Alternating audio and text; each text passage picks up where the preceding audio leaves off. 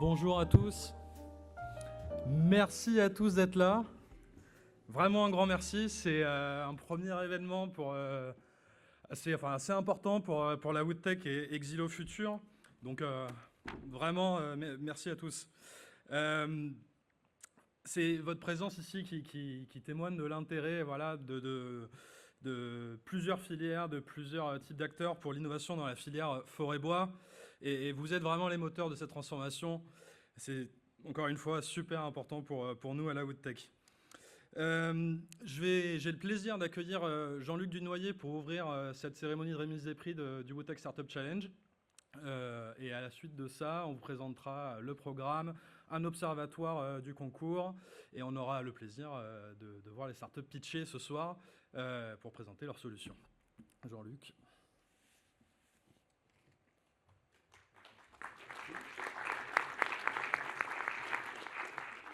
Voilà, bonjour à toutes et tous. Voilà, merci à la structure qui nous accueille dans cette magnifique salle. Voilà, c'est un bel écrin pour cet événement. Alors moi, je suis effectivement directeur de projet au comité stratégique de filière bois. Et mon travail, c'est de piloter, on va dire, les projets collectifs d'ampleur de cette filière, hein, les projets qui sont un peu transverses.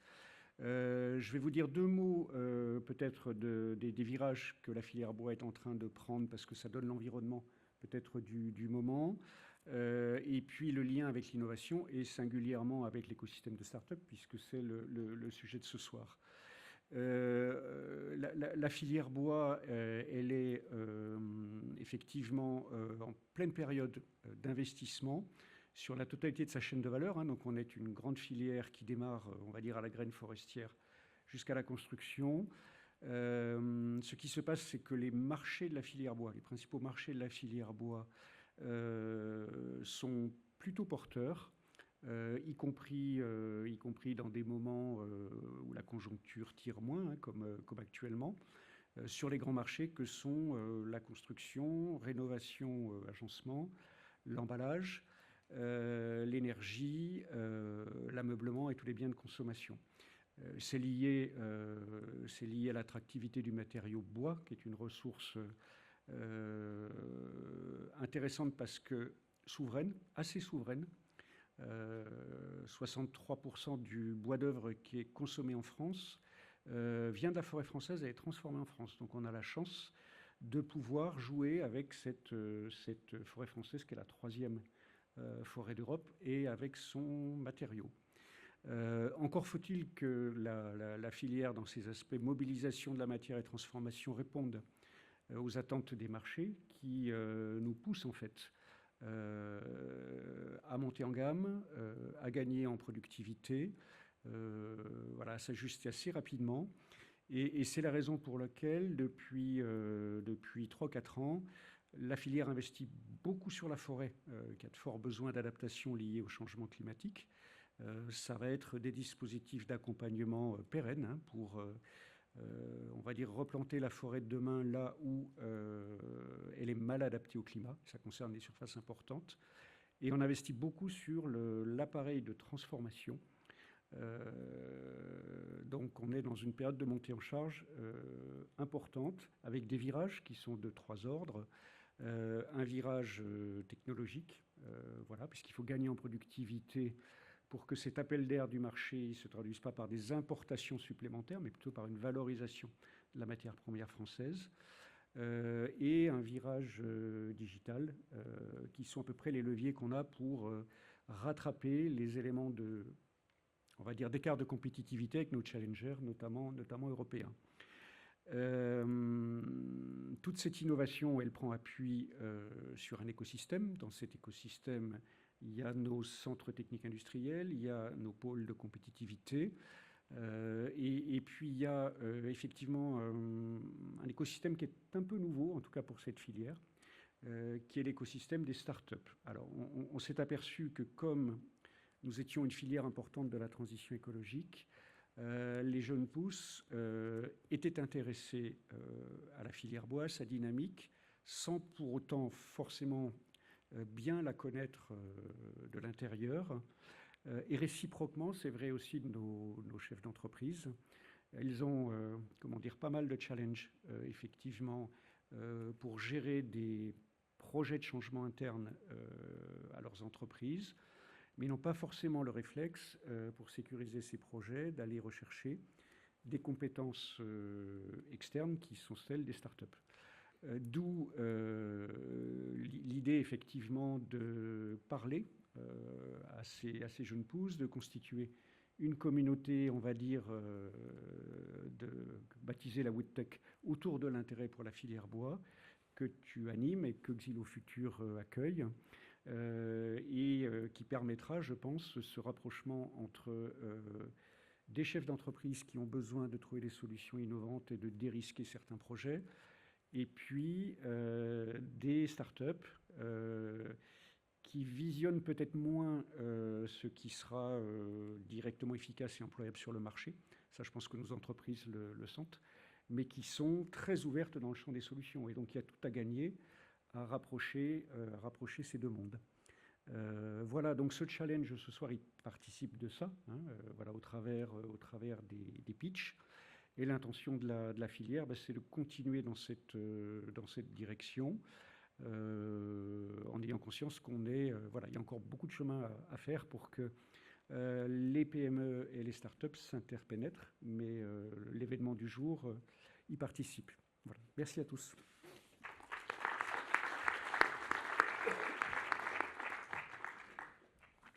Merci énormément Jean-Luc pour ton engagement aux côtés de la Woodtech ainsi que celui de Dominique Weber, le président du CSF Bois.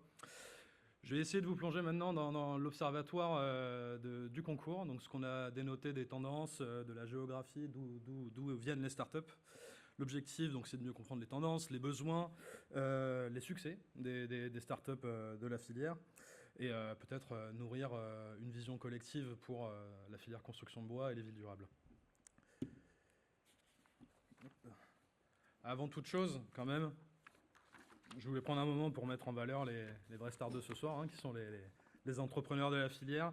C'est des innovateurs qui, tous les jours, se lèvent, fournissent un travail acharné pour innover, pour pousser un peu les barrières qu'on connaît dans la filière. Et voilà, j'aurais aimé qu'on leur fasse un tonnerre d'applaudissements. Merci à eux. Ils sont vraiment nombreux. Au niveau de ce qu'on appelle, nous, la Woodtech nationale, on a identifié 160 structures qui innovent en France. C'est autant d'innovateurs. Si on multiplie ça par le nombre d'employés, on se retrouve avec une force de frappe pour l'innovation dans la filière qui est monstrueuse. Et il faut absolument investir dedans. C'est ce qu'on prône ici à la Woodtech. Et on espère que vous suivrez le mouvement avec nous. En tout cas, vous êtes là. C'est un très bon début.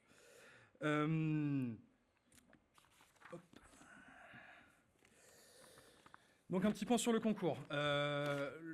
L'ouverture de l'appel à projet a été faite en juillet, c'est terminé en octobre. On a reçu 46 dossiers, dont 26 dossiers complètement finalisés. On a eu quelques dossiers pas complets, mais qu'on a pris en compte dans ces analyses. C'est un chiffre qui témoigne quand même d'un potentiel pour l'innovation dans la construction de bois, l'aménagement et la transformation.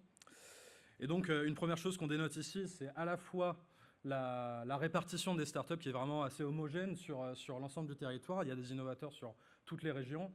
Et on trouve quand même un pool d'innovation principale représenté par 4 régions qui sont l'Île-de-France, la Nouvelle-Aquitaine, l'Occitanie et l'Auvergne-Rhône-Alpes, qui totalisent à elles seules 70% des projets qui ont été soumis. Je vous invite à l'occasion à regarder notre mapping qui recense ces 160 startups qu'on a identifiées en France et qui permettra d'avoir une vision un peu globale de ce qui se passe dans le pays.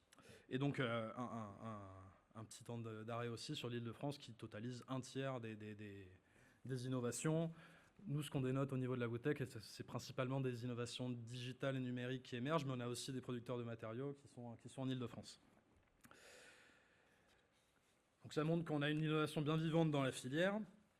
Et je vais enchaîner maintenant avec la chaîne de valeur sur la filière.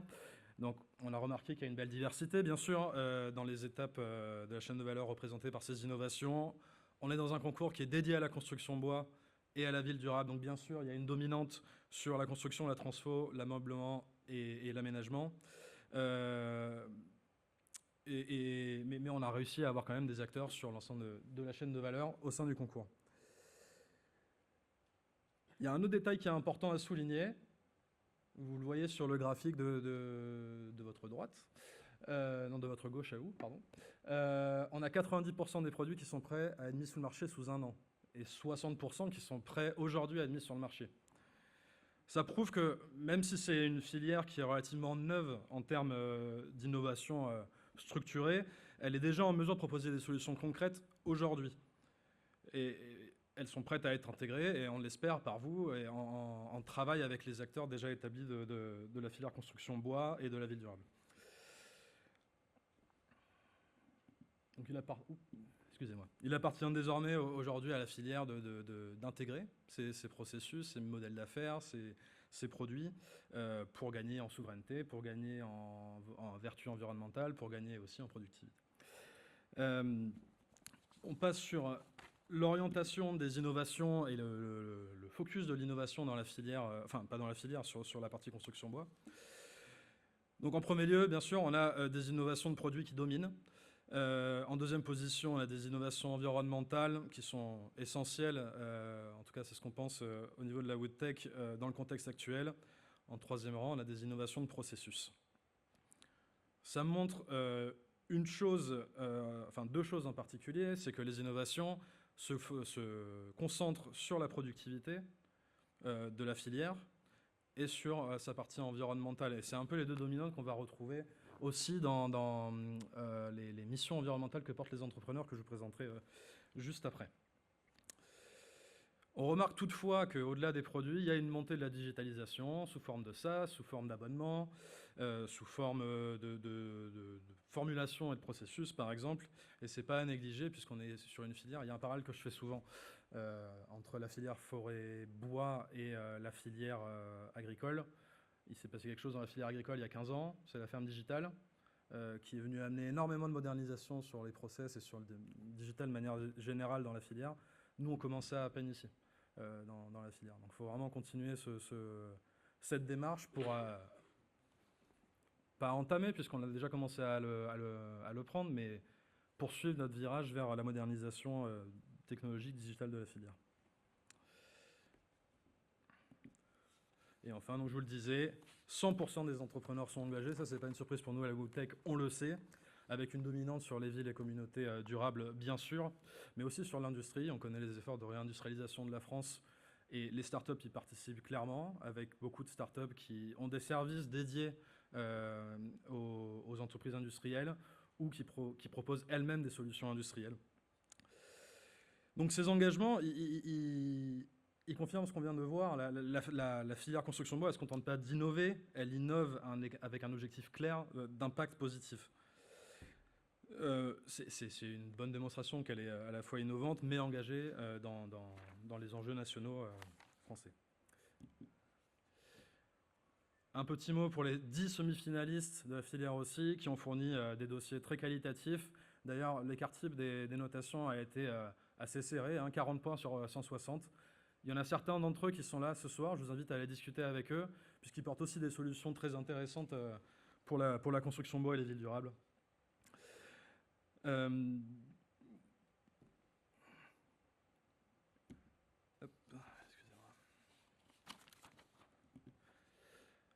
J'aimerais aussi remercier bien sûr nos partenaires. Alors, en tête d'affiche, Saint-Gobain avec ses anciennes Dispano et Point P qui ont été d'un soutien logistique, financier et moral aussi essentiel pour la réussite de ce concours.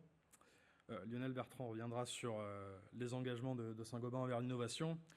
Mais merci énormément, sans vous c'est pas possible. Je vois où on est accueilli aujourd'hui, c'est une des plus belles salles qu'on a, sinon la plus belle qu'on a eue à Xylo Futur, avec une logistique au top. Merci à Manon Mineur d'ailleurs qui s'est occupé de nous pour ça. On a des partenaires coup de cœur aussi, le FCBA et Wave of Change, qui vont remettre des prix spéciaux aux startups qui leur ont tapé dans l'œil. Merci à eux, c'est aussi un engagement envers le développement de l'innovation dans la construction bois. Et puis il y a une partie All-Star qui me tenait à cœur. Alors on a eu Dominique Brunet, que je ne vois pas, qui est juste là. Merci énormément pour le soutien. Donc Dominique Brunet de Saint-Gobain qui a été notre contact principal privilégié pour l'organisation de ce concours. Jean-Luc et Dominique, merci encore. Et merci principalement aussi à Gwendoline Legros et Franck Ménard qui font énormément pour la Woodtech. Gwendoline Legros de l'UMB-FFB et Franck Ménard de Innoé et qui est vice-président énergie de Xylofutur, que j'arrive pas à voir mais que j'ai juste là. Merci Franck. Et alors bien sûr, Damien et Charlotte qui travaillent avec moi à la Woodtech, qui ont fourni un travail d'arrache-pied pendant plusieurs mois, voire un an maintenant. Donc, merci à vous deux, heureusement que vous êtes là pour nous épauler.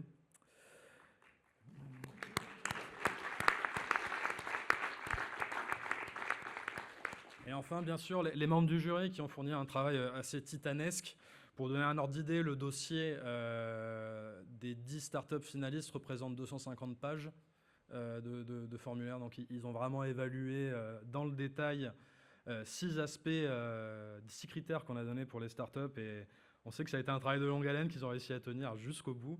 Donc, vraiment bravo à vous. C'est pas facile pour avoir fait l'exercice aussi. Et c'est vraiment une preuve d'engagement top. Donc au niveau des partenaires qu'on a eu du jury, le FCBA, le groupe Wood & Co, Wave of Change, Bordeaux Métropole, Dispano Saint-Gobain et Point P, le Crédit Agricole à travers l'espace des entreprises du bois, AK Ventures, BPI France, l'UICB, l'AFFB, l'UMB-FFB, la Banque Pop et Pifto Bois qui étaient parmi nous pour ce jury. Enfin, un dernier point sur les dotations, puisque c'est un concours, donc il y a des récompenses. Et c'est assez important en tout cas, les récompenses qui ont été attribuées par les partenaires vont largement aider les startups à se développer, les startups lauréates à se développer. Donc au niveau de Xylofutur, bien sûr, on offre une adhésion pour les 3 lauréats à la Woodtech pour 2025. Les startups pourront bénéficier de tous les services qu'on a proposés. Il y a également 3 000 € de dotation financière qui viennent du financement de Saint-Gobain, Point P et Dispano. Au niveau de Point P et Dispano, on a aussi énormément de services qui vont être mis à disposition des entrepreneurs et d'accès à des réseaux assez privilégiés de prescripteurs, d'artisans, aussi de la visibilité. Donc on espère bien que ces lauréats vont vraiment pouvoir décoller ou continuer leur développement grâce à Point P et Dispano. Et enfin, le FCBA qui va donner l'accès à un Connect Expert, donc qui est un de leurs services pour évaluer, pour bénéficier d'un appui technique sur les solutions de leur prix coup de cœur. Et Wave of Change qui propose donc une adhésion à son réseau et une invitation à son prochain forum qui sera le Wave of Change 2025 à Biarritz. Et des mises en relation avec leur écosystème de partenaires dont BPI France Euroquity. J'ai invité Lionel Bertrand maintenant à me rejoindre pour vous parler de l'engagement de Saint-Gobain envers l'innovation.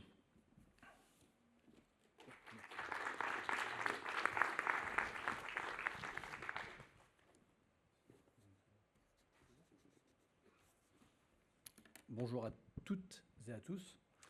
Déjà, je voulais vous renouveler un message de bienvenue au siège de Saint-Gobain et on est ravis de vous accueillir aujourd'hui pour cette première édition de ce Woodtech Startup Challenge 2024. David, tu parlais à un moment donné de dire quelle est la place pour Saint-Gobain et pour cette branche distribution de Saint-Gobain de l'innovation. Je vais vous répondre en quelques mots. L'innovation tient une place essentielle, bien sûr, dans le groupe Saint-Gobain et donc dans cette filiale qui est la distribution. Elle s'appuie essentiellement pour nous, la distribution, sur 3 piliers majeurs. Premier pilier, c'est de développer des services digitaux au service de nos clients, les artisans, les projets du bâtiment, pour leur simplifier la vie. C'est notre vrai premier pilier d'innovation, donc le digital.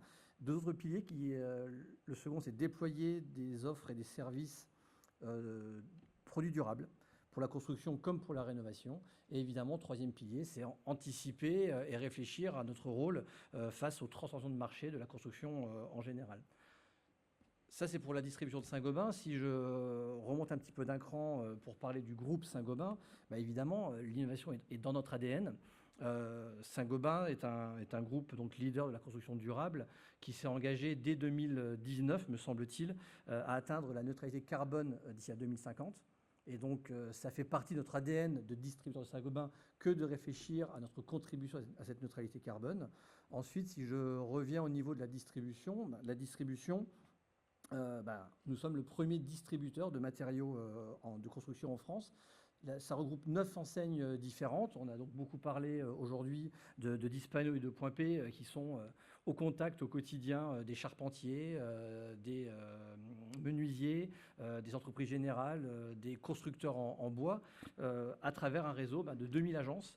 2000 agences qui nous obligent du coup à être toujours à l'écoute de nos clients et à leur proposer, dans l'esprit de Saint-Gobain, des solutions pour avoir globalement, même si chaque enseigne est un petit peu différente, 3 grandes lignes directrices. C'est comment proposer des produits semi-constructifs plus durables, à savoir moins carbonés, qui sont moins consommateurs en ressources. On va penser évidemment au sable quand on va parler du béton, puisqu'on ne parle pas beaucoup de béton aujourd'hui, mais on réfléchit aussi à comment s'éloigner du béton, avoir moins de ces produits-là. Et aussi pour avoir des solutions constructives qui permettent aux bâtiments d'être plus performants et du coup aux occupants des bâtiments avoir un meilleur confort. On parlera beaucoup de confort d'été aussi chez Saint-Gobain, la distribution, le confort d'été et ces choses-là. Donc voilà un petit peu la place de l'innovation. Et la raison pour laquelle nous avons souhaité être du coup sponsor de ce premier concours, c'est d'une part parce que nous reconnaissons le potentiel de la construction en bois, et ce ne sont pas mes collègues David et Christophe qui diront le contraire pour Dispano et Point P. Nous savons l'importance du bois dans le marché de la construction en France, et nous savons aussi et surtout la nécessité, quand on parle d'innovation, de la collaboration, du co-développement et des partenariats, parce que innover seul, ça n'existe pas. Et il n'y a que collectivement, avec des startups, avec des sociétés peut-être plus matures aussi, mais avec tout cet écosystème, en l'occurrence ici de la filière bois, que nous arriverons, nous, Saint-Gobain, et nous, la distribution de Saint-Gobain, à atteindre nos objectifs de transformation de marché pour une construction plus durable. Donc l'importance de cet écosystème de start-up, qu'elle soit innovante, qu'elle soit aussi, qu'elle nous amène à réfléchir à différents modèles d'affaires, à différentes approches sociétales du modèle d'affaires. C'est aussi important pour nous de rester au contact de différentes approches, et ça nous nourrit beaucoup, ça nous force à réfléchir. Et c'est notre rôle, comme je le disais, vu notre position sur le marché français, de vous accompagner, d'accompagner les startups, à pénétrer sur le marché et à grandir et à vous faire grandir, et nous, à grandir à vos côtés sur ces nouveaux sujets de la construction durable. Et donc, on a pensé que Wood Tech Challenge était le bon partenaire quand il s'agit de la filière bois pour réfléchir à ces sujets-là. Tout simplement. Et donc, encore bienvenue. Et je voulais remercier toutes les startups. Donc, en effet, les nombreux dossiers qu'on a regardés. Et en effet, c'était un petit peu de travail. Et merci aussi à mes collègues, d'ailleurs, d'avoir joué le jeu et d'avoir pris le temps d'éplucher tous ces dossiers-là. Ravi d'accueillir non seulement les 10 finalistes, mais aussi, et c'est très bien, des entreprises qui n'ont pas passé le cut, si je puis dire comme ça. Sachez que, en effet, tous les dossiers ont retenu notre attention d'une manière ou d'une autre. Après, il fallait faire un tri, il fallait faire un classement, c'est celui qui est, mais bravo à tous les 10 en tout cas d'être là aujourd'hui, parce que c'est déjà une victoire à passer le cut, et ravi d'écouter vos pitchs à présent. Merci bien.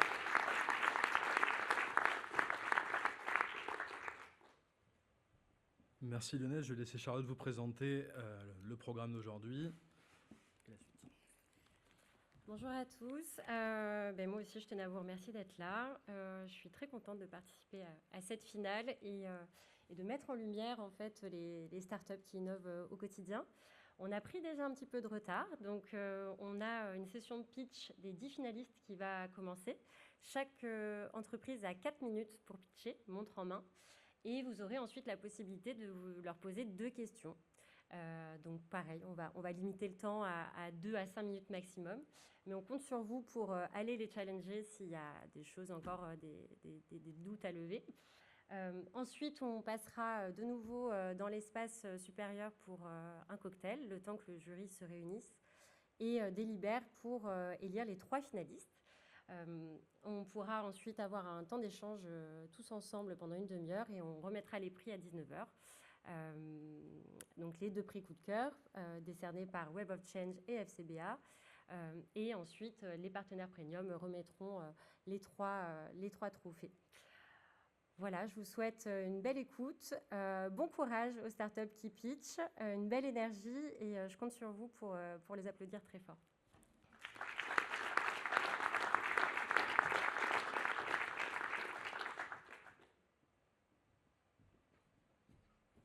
Donc pour notre premier pitch ce soir, une petite note sur une slide. En fait, on a essayé de se faire en sorte que les entrepreneurs aient à se concentrer sur le message qu'ils vont délivrer et leur capacité à vous embarquer dans leur solution.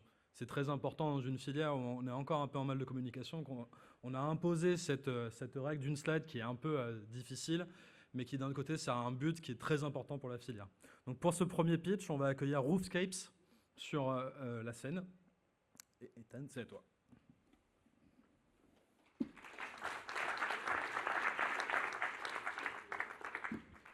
Bonjour à toutes et à tous. Je vais essayer de vous présenter Roofscapes avec une seule slide. Je pense que je ne l'ai jamais fait, mais ravi de tenter aujourd'hui. Je m'appelle Ethan Lévy, je suis donc cofondateur de Roofscapes, qui est une démarche qu'on a lancée il y a quelques années au MIT, qui maintenant est basée à Paris pour adapter les toits, et notamment les toits en pente, face au changement climatique. Nous, on est parti du constat qu'on a des villes et des bâtiments qui ont de plus en plus besoin de s'adapter au changement climatique et qu'il y a des initiatives assez intéressantes qui ont vu le jour depuis quelques dizaines d'années sur les sols, les cours, les façades, parfois même les toits plats, mais que dans beaucoup de situations, les toits en pente n'étaient pas adaptés et étaient un peu laissés de côté. Et c'est particulièrement ça pourrait sembler un peu niche, un peu anecdotique, les toits en pente, mais dans une ville comme Paris, on a 4 toits sur 5 qui sont des toits en pente. En Europe, dans l'ensemble des centres-villes denses, on a 4 millions de toits en pente. Et donc pour nous, c'était une évidence qu'il fallait aussi mobiliser ces surfaces et les adapter comme le reste de nos bâtiments.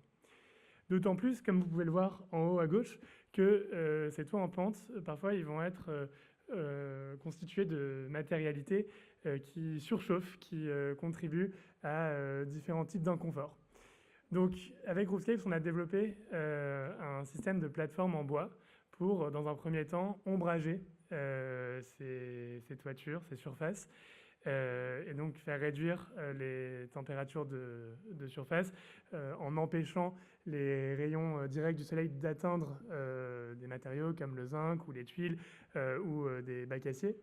Et une fois que ces plateformes en bois sont déployées, on peut venir développer d'autres usages, notamment ce qui nous intéresse le plus, d'un côté de la végétalisation et de l'autre côté des espaces accessibles pour les utilisatrices et les utilisateurs des bâtiments.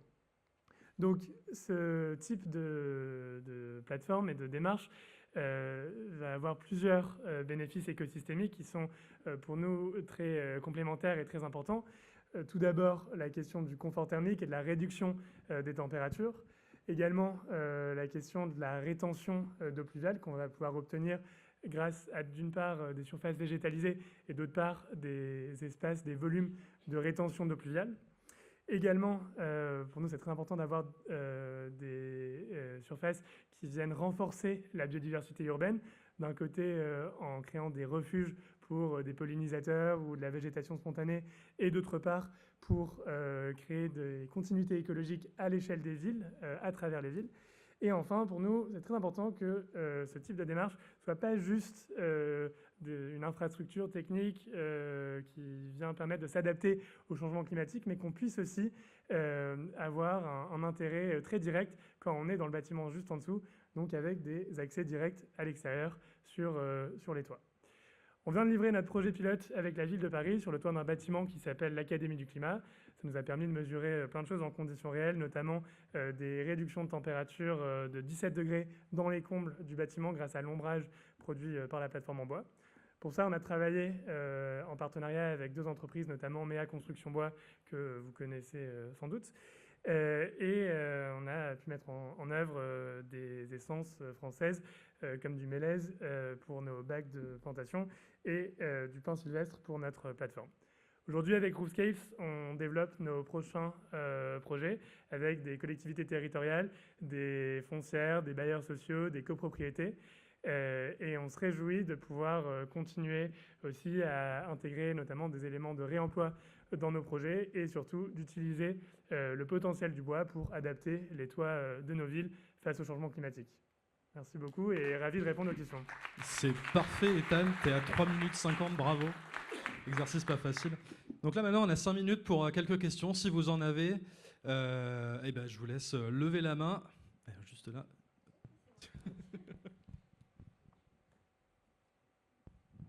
Bonjour, Guillaume de Navacelle, entreprise Batipac. Alors j'ai plein de questions techniques, mais je ne vais pas saouler l'assistance avec ça. J'ai une question par rapport aux ABF. Avez-vous déjà eu un premier retour, des premiers échanges avec eux? Parce qu'ils peuvent être assez pointilleux dès qu'on touche au toit en zinc parisien. Donc est-ce que vous pouvez nous en dire plus là-dessus, s'il vous plaît? Oui, c'est une excellente question et c'est souvent l'une des premières questions qu'on reçoit sur ce projet. Évidemment, quand on a commencé à travailler sur l'adaptation des toits, c'était un peu compliqué dans la tête de beaucoup de personnes et notamment des architectes des bâtiments de France qui, par définition, par nature, sont conservateurs et conservatrices, c'est leur métier. Pour nous, il faut vraiment, je crois, faire la part des choses entre... Donc, je ne sais pas si cette table sera au niveau du sol à la fin, mais je vais continuer d'essayer de parler. Vous m'entendez toujours? Ouais. Donc pour nous, voilà, il faut vraiment, quand on parle de protection du patrimoine, dissocier d'un côté des aspects visuels et évidents de protection de certaines parties d'un bâtiment, avec des questions aussi nécessaires et incontournables d'adaptation au changement climatique. Et je crois qu'au début, quand on a commencé à travailler sur Roofscapes en 2020, il y avait un peu une opposition entre ces deux concepts, entre ces deux univers. Nous, on a fait tout un travail pour que les deux mondes se parlent, pour co-construire avec des architectes des bâtiments de France, avec des services d'urbanisme dans différentes villes, avec des associations de protection du patrimoine, pour co-construire en fait un projet, un produit, une offre qui permettent de concilier les deux. Donc par exemple, avec sur les projets qu'on est en train de développer à présent, quand on regarde un toit en pente mansardée comme celui qu'on voit à gauche, des projets qui sont implantés sur le terrasson, donc la partie supérieure d'un toit et pas sur le brésis plus vertical, qui sont donc invisibles ou très peu visibles depuis l'espace public.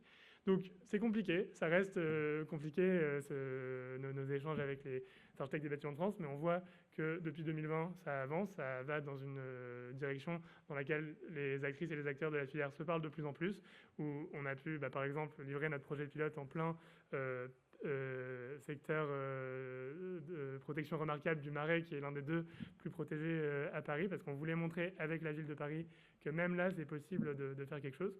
Donc voilà, je pense que ce ne sera jamais une question qui sera complètement résolue, mais on y avance, et tout le monde aujourd'hui, je pense, c'est partant à tous les échelons administratifs, que ce soit ville, région, État, Union européenne ou ONU, tout le monde est partant pour travailler et tout le monde a pris en compte qu'on ne peut plus dissocier la protection du patrimoine de l'adaptation au changement climatique. Merci Ethan. Est-ce qu'on a une autre question? Frédéric? Si on a le temps, Jérôme, juste après. Oui, moi je suis Frédéric Stade, d'Institut technologique FCBA. Je suis donc membre du jury. Juste une petite question, mais c'est un peu l'exercice qui veut ça, vous n'êtes pas si vite.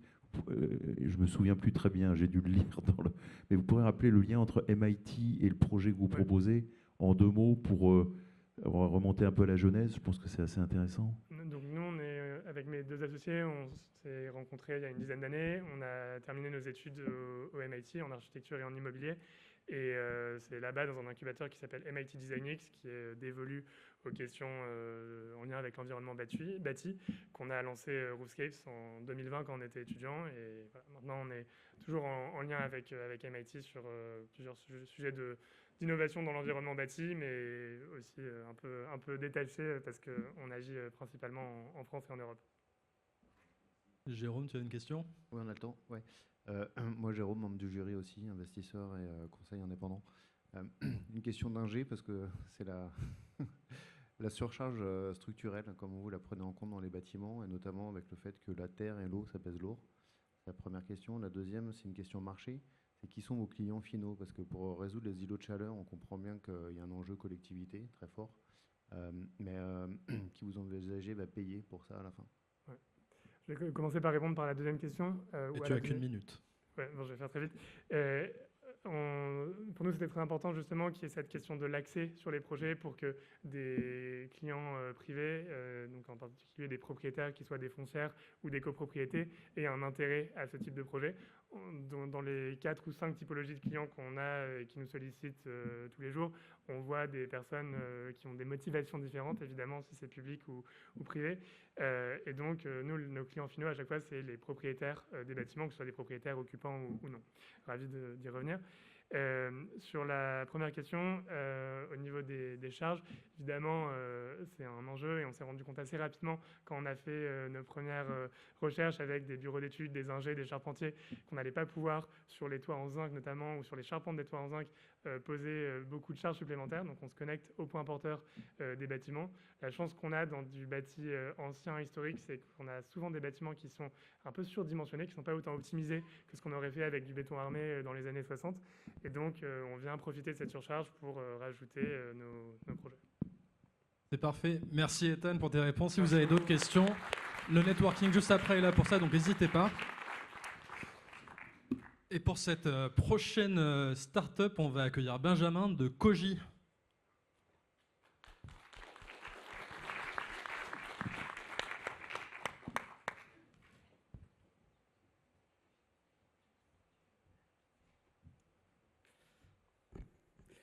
Bonjour à toutes et à tous, je suis Benjamin Laclos, directeur et cofondateur de Koji.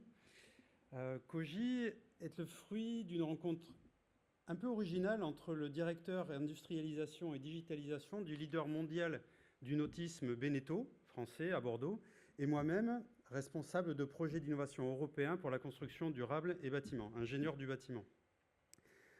Jeune pousse de la construction modulaire bois, on est à la fois développeur et fabricant.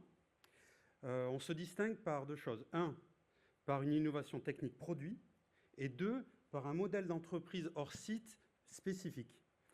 Le secteur du bâtiment vit une période un peu compliquée, avec d'un côté une baisse des vocations, une hausse des matières premières, des prix des matières premières, des problèmes récurrents de qualité et de délai, et de l'autre, un besoin fondamental qui est devenu réglementaire, d'une construction plus durable, plus circulaire, adapté aussi aux effets du changement climatique, notamment des surchauffes en été. Et tout ça dans des prix maîtrisés. Chez Koji, on a développé des modules de 20 à 37 mètres carrés qui sont ultra performants thermiquement et énergétiquement. Ils intègrent à peu près entre 85 et 90% de produits issus de la filière bois-forêt. Ils sont intrinsèquement réversibles et sont conçus pour anticiper les futurs agrandissements et évolutions. Et cerise sur le gâteau, ils sont dotés d'un système de participation au confort d'été que l'on a développé en propre chez Koji, spécifiquement pour la construction bois. C'est un système low-tech et low-carbone d'intégration d'éléments en terre crue spécifiques à l'intérieur des parois et qui sont refroidis par ventilation nocturne. Sur le modèle, avec mon associé, on a pris le temps du partage du retour d'expérience avec de nombreux porteurs de projets du hors-site, industriel hors-site, et exit les usines très centralisées avec de lourds investissements. On développe un modèle de site de fabrication plus petit, plus agile, avec jusqu'à 1500-2000 m², avec des effectifs de 15 à 20 personnes. Alors, ce modèle de site de fabrication nécessite des investissements beaucoup plus modérés. Il est plus réplicable sur un maillage territorial et plus accessible par des PME et même voire des TPE. Enfin, on a fait le choix de se centraliser sur l'assemblage de composants plutôt que la transformation et d'avoir tout intégré dans la boîte.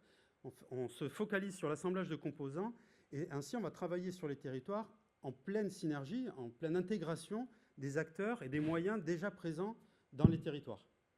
En termes de marché, on vise le marché des bâtiments de petite surface, estampillés de qualité, à vocation habitation, investissement locatif, et un marché naissant, celui des TPE, du numérique et du soin à la personne, qui sont tous à la recherche de locaux et de bureaux sympas dans leur jardin ou proches de chez eux.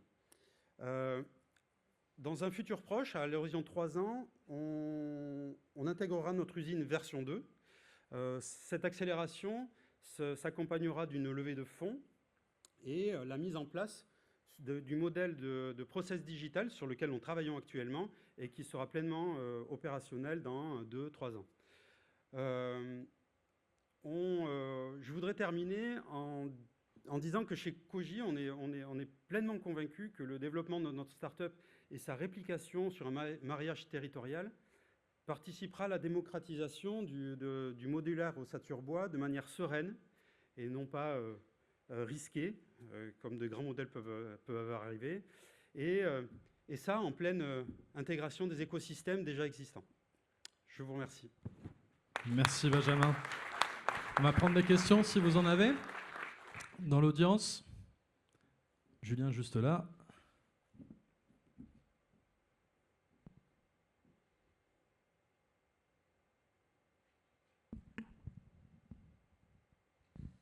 Bonjour, Julien Schiffner, Crédit Agricole d'Aquitaine. Je suis le local de l'épreuve comme vous.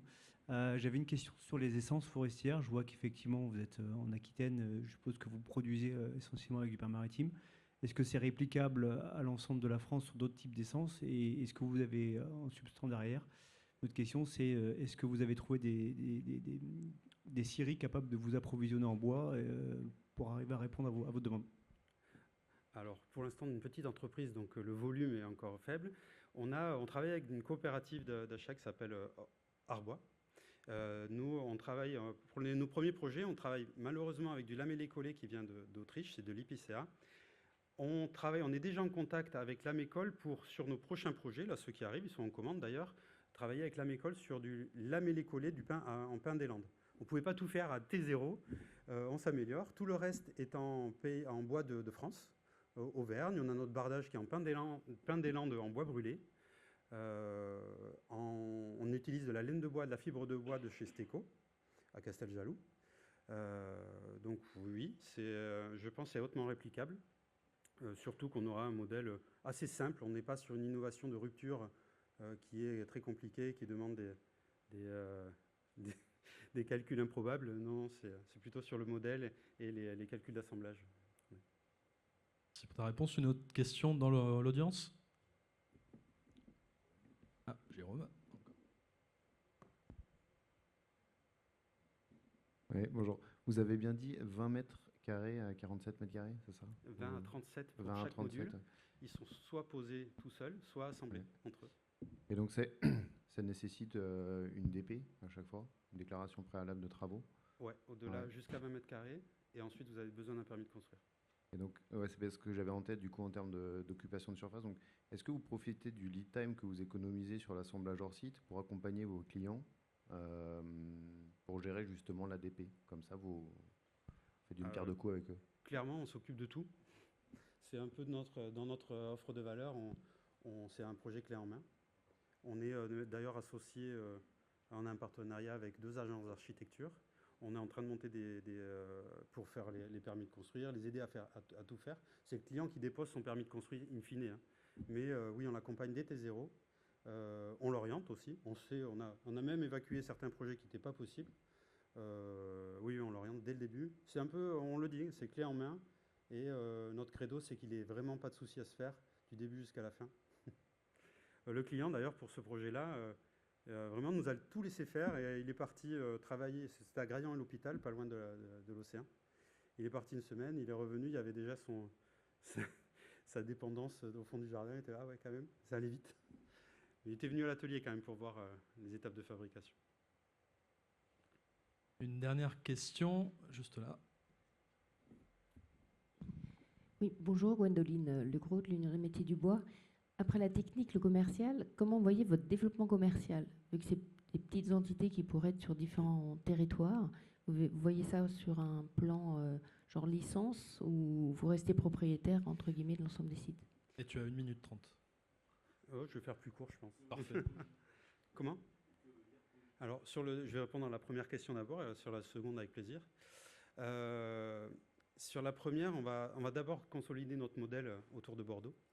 On va développer ensuite à peu près une entité par département, voire un petit peu plus quand même, avec vraiment l'envie de participer économiquement à chaque entité. C'est-à-dire que soit on investit, nous, dans des sites, mais qui demandent justement ce que je disais, des investissements assez modérés, soit on va accompagner la transformation de PME existantes, charpentiers ou autres, qui veulent, il y en a qui le font, mais c'est plus difficile de passer sur un métier, un charpentier, un métier qu'il a déjà depuis très longtemps avec ses process habituels, que des process que l'on a établis depuis T0 et qu'on optimise.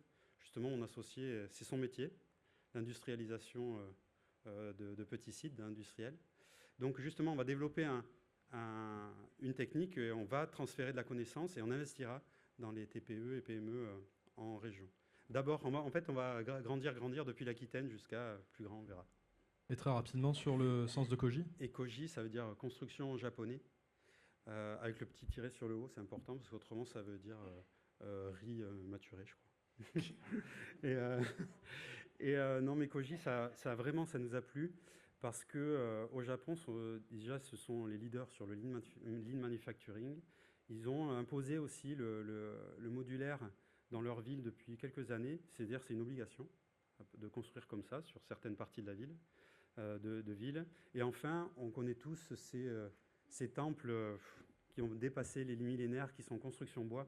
C'est un bel exemple de qualité et c'est ce qu'on voulait transmettre. On veut être reconnu comme une boîte qui fait de la qualité. Merci beaucoup Benjamin pour ton pitch. Et pour la prochaine start-up, on va accueillir Pauline de Coating.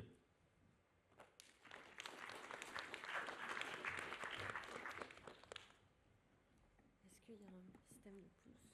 Non.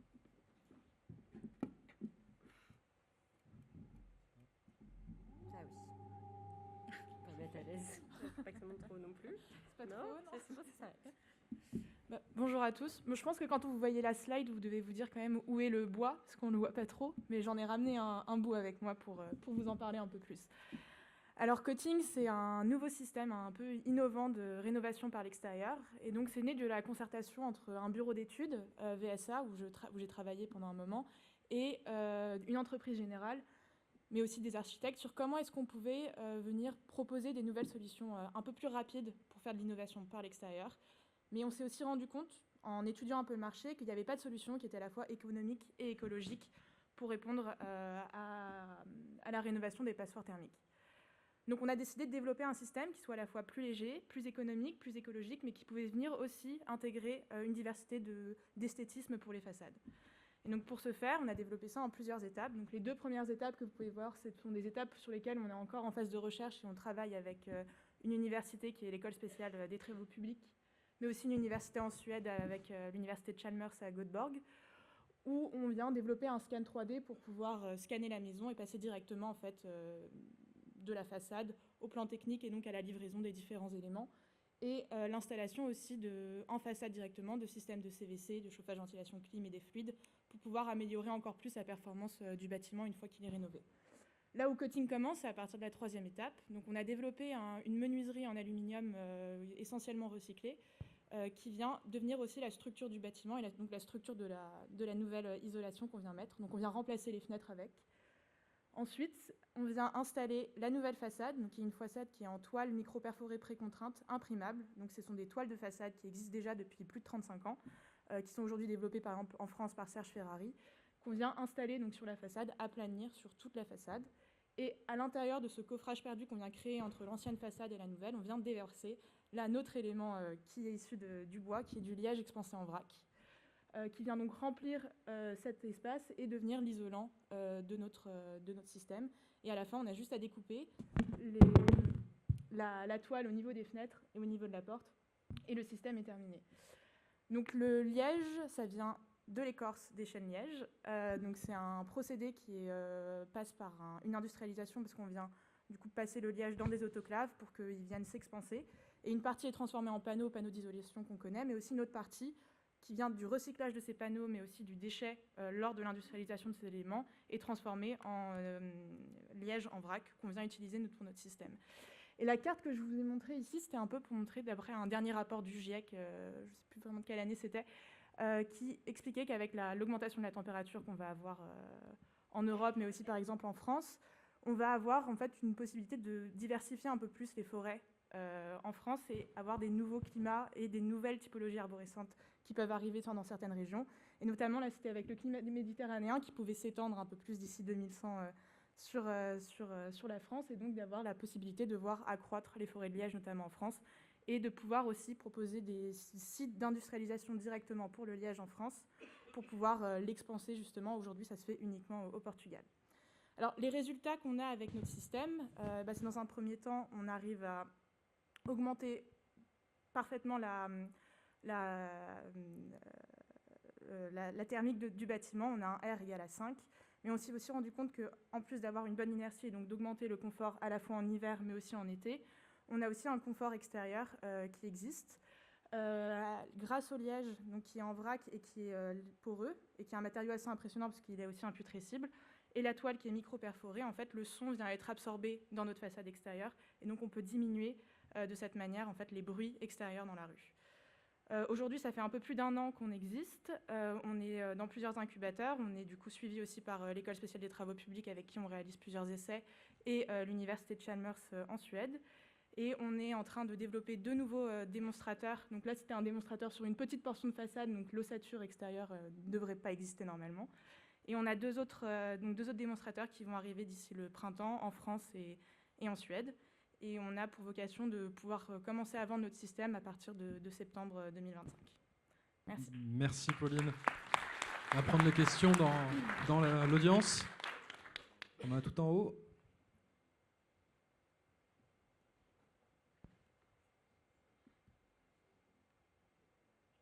Bonjour, Philippe Adolphe d'Hispano. J'avais une question sur l'épaisseur du produit fini en ITE. Nous, aujourd'hui, on propose avec notre ossature en aluminium qu'on a développé un système à 200 mm, donc 20 cm d'épaisseur. Mais on travaille sur après d'autres épaisseurs qui seraient possibles avec notre système. D'autres questions? On en a une en haut, à côté de toi, Damien. Bonjour, Pierre-Emmanuel de Résuwood. Comment le bâtiment respire derrière?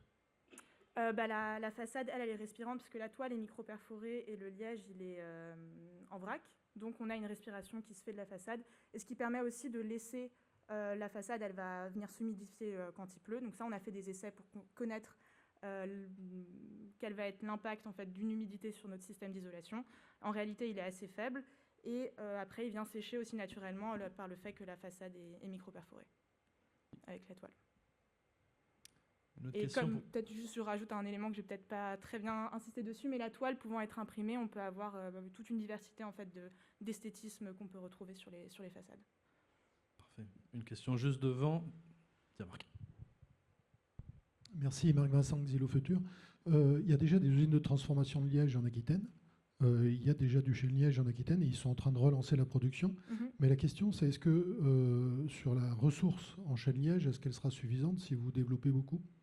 Donc, et est-ce que vous parlez de faire des logements en Suède?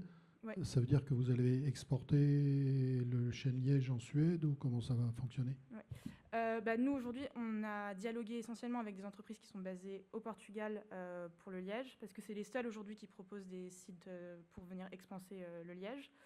On a discuté avec eux pour voir sur une progression en 5 ans, si on vient rénover un certain nombre de bâtiments, est-ce qu'on peut répondre à la quantité qui nous était nécessaire. On a fixé un volume jusqu'où on peut aller et après, il faudra revoir avec eux pour pouvoir peut-être rediriger certaines lignes de production vers notre système. Après, on a d'autres isolants qui sont possibles, qui peuvent venir en complément du liège aussi, mais qui doivent toujours avoir cette qualité d'être imputrescible parce qu'on a un matériau qui est en contact avec l'extérieur directement. Et pour la Suède, on travaille aussi avec d'autres isolants qu'on aimerait pouvoir, qui viennent directement de Suède, intégrer dans notre système. On a le temps pour une dernière question. Christophe, juste là, Damien. Bonjour, Christophe d'Hervieux.p. Là, j'ai une petite question sur la durée de vie de la toile et sur l'assurabilité en cas de perforation ou de tag, par exemple. La toile, c'est une toile qui existe déjà depuis 35 ans. Donc, on a les fiches FDES qui démontrent un peu de la durabilité de ces toiles. Donc, aujourd'hui, elles sont à plus de 25 ans de durabilité ou plus de 30 ans. Et concernant la réparabilité des toiles, elles sont facilement réparables. Donc si on vient avec un cutter découper la toile, on peut la réparer aussi, mais on peut aussi venir remettre une toile si c'est nécessaire, parce qu'on a un système qui s'insuffle par le haut, mais on peut aussi le déverser par le bas et installer une nouvelle toile. Et on a des systèmes aussi pour venir mettre même une toile par-dessus une toile, qui est possible. Et concernant les tags ou autre, la toile est lavable, donc il y a des systèmes qui existent pour pouvoir nettoyer la toile en tant que telle. Merci Pauline. Merci. Pour la prochaine start-up qui va venir pitcher, on va accueillir CCB Green Tech et Laurent sur scène.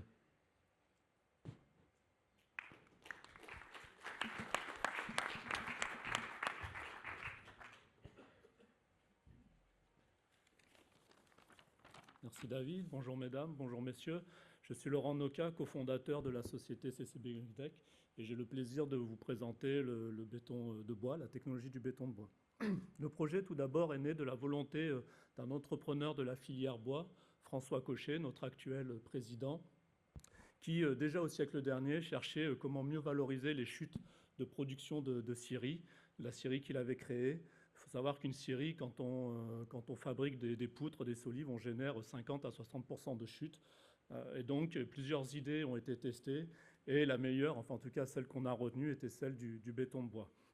Alors le béton de bois, c'est relativement simple. En fait, c'est un béton classique dans lequel on a remplacé le gravier et le sable par du granulat de bois. Alors si ça paraît simple comme ça nous a pris 15 ans de recherche et développement à peaufiner, à améliorer et rendre industrialisable à grande échelle la technologie. Et nous y sommes arrivés car nous venons de la filière bois et nous maîtrisons la filière l'appro du bois qui est l'élément en fait clé, j'ai envie de dire indispensable pour réussir un béton de bois qui soit structurel et stable pour la construction. Alors plus précisément, le béton de bois Timber Rock, c'est 80% de bois en volume. Du bois qui provient uniquement de forêts gérées durablement en France, du bois français, de labellisé Bois de France. C'est aussi un label produit biosourcé avec plus de 40% de bois en masse. Outre les avantages, ces avantages environnementaux qui lui confèrent déjà un bilan carbone négatif attesté par des fiches de déclaration environnementale, qui lui confèrent également un contenu biosourcé important, un mur en béton de bois, c'est plus de 50 kg de bois par mètre carré. Le béton de bois a aussi de nombreux avantages techniques. Alors, je ne vais pas tous vous les citer, mais très rapidement quelques-uns. C'est un produit qui est entièrement recyclable en fin de vie, et ce, quasiment à l'infini. On en refait du granulat. C'est un produit qui permet la construction structurelle des murs porteurs, en zone sismique également. Il est, et ça, ce n'est pas intuitif, mais il est extrêmement bien résistant au feu. Il a également une très bonne propriété acoustique, que ce soit en absorption ou en affaiblissement acoustique. Et une dernière propriété, pour faire vite aussi, il a également une très bonne inertie thermique. Et donc ça, je ne sais pas si ça parle à tout le monde, mais ça va donner un très bon confort d'été face aux canicules, par exemple. Alors par conviction, nous avons développé uniquement des solutions en préfabrication, en hors-site, des panneaux complets de murs et de planchers.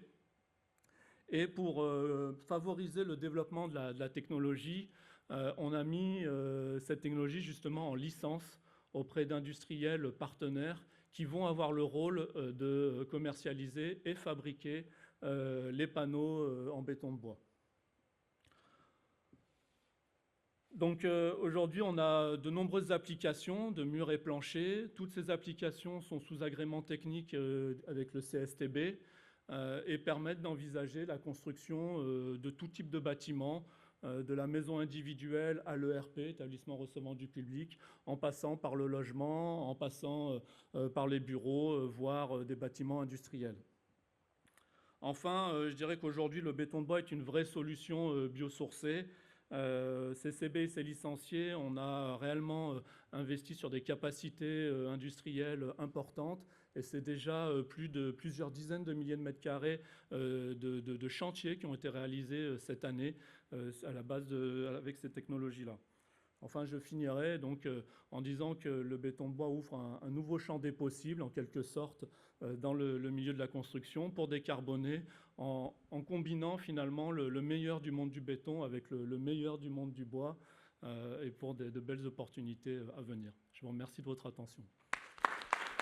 Merci Laurent. On va prendre les questions dans le public. Est-ce qu'il y en a quelques-unes?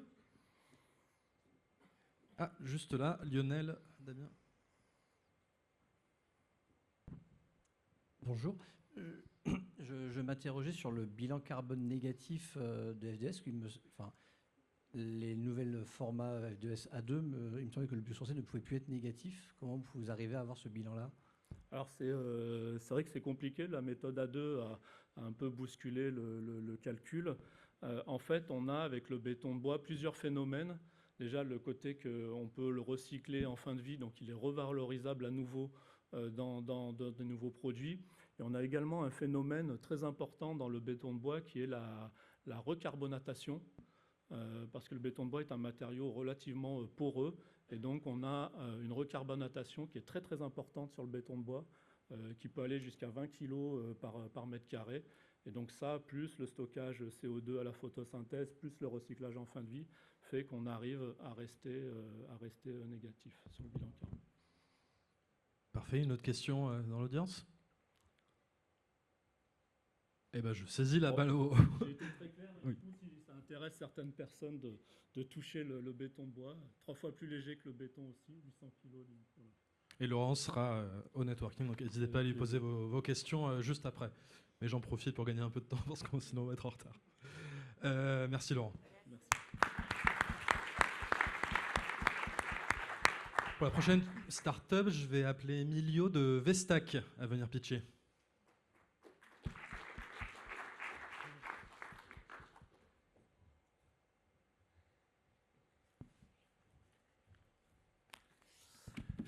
Bonjour à tous, je m'appelle Emilio Seglia et aujourd'hui je vais vous pitcher la solution Vestac. Alors Vestac, c'est un concepteur-constructeur de bâtiments en bois hors site et bas carbone. Notre solution, elle est venue de 3 constats. Il y a 5 ans, on a fait le constat que le secteur de la construction émettait 25% des gaz à effet de serre. C'est le secteur qui émet le plus de gaz à effet de serre derrière les transports.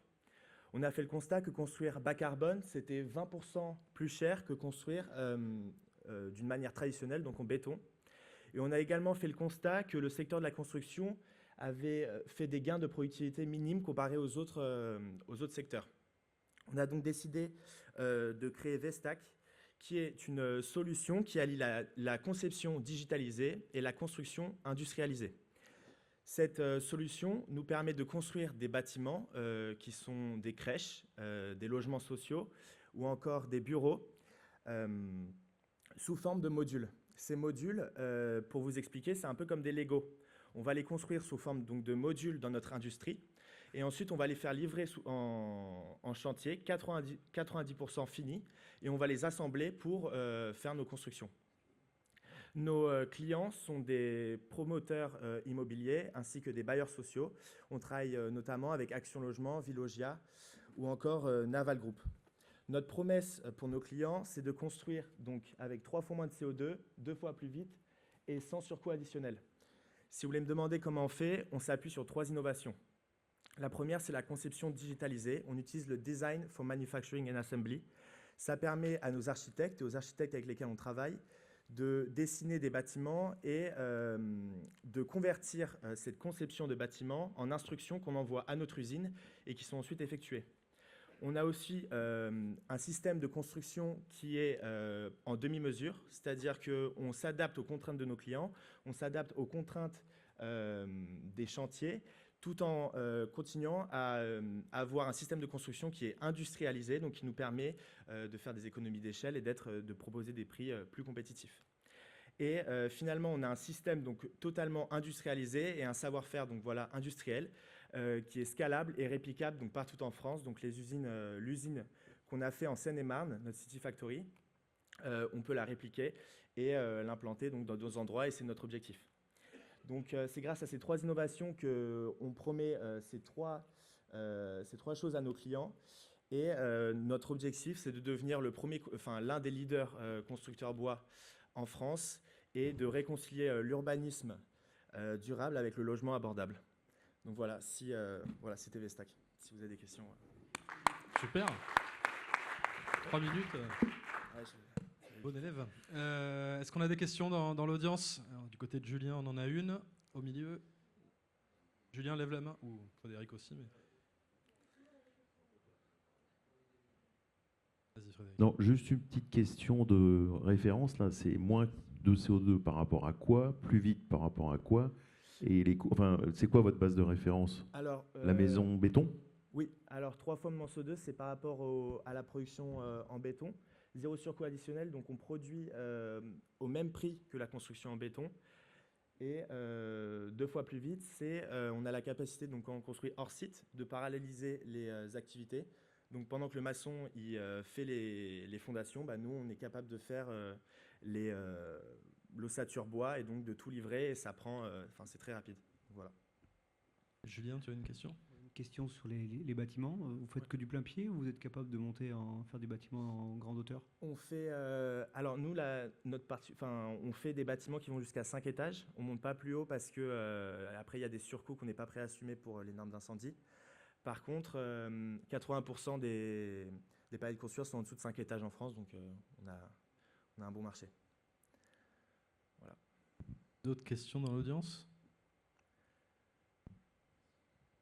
Eh ben c'est parfait, n'hésitez pas à lui poser des questions si vous y pensez après, pendant le networking. Merci Emilio. Pour la prochaine startup, on va accueillir Alain de Batipac.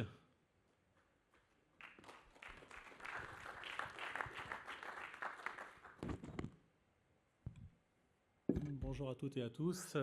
Écoutez, Alain Marbeuf, donc je suis le fondateur de la société Batipac. Ça fait faire 12 ans aujourd'hui que nous existons et nous avons travaillé sur la logique du bâtiment développement durable, et Batipac a inventé avec ses équipes et transformé le carton recyclé en matériau de construction.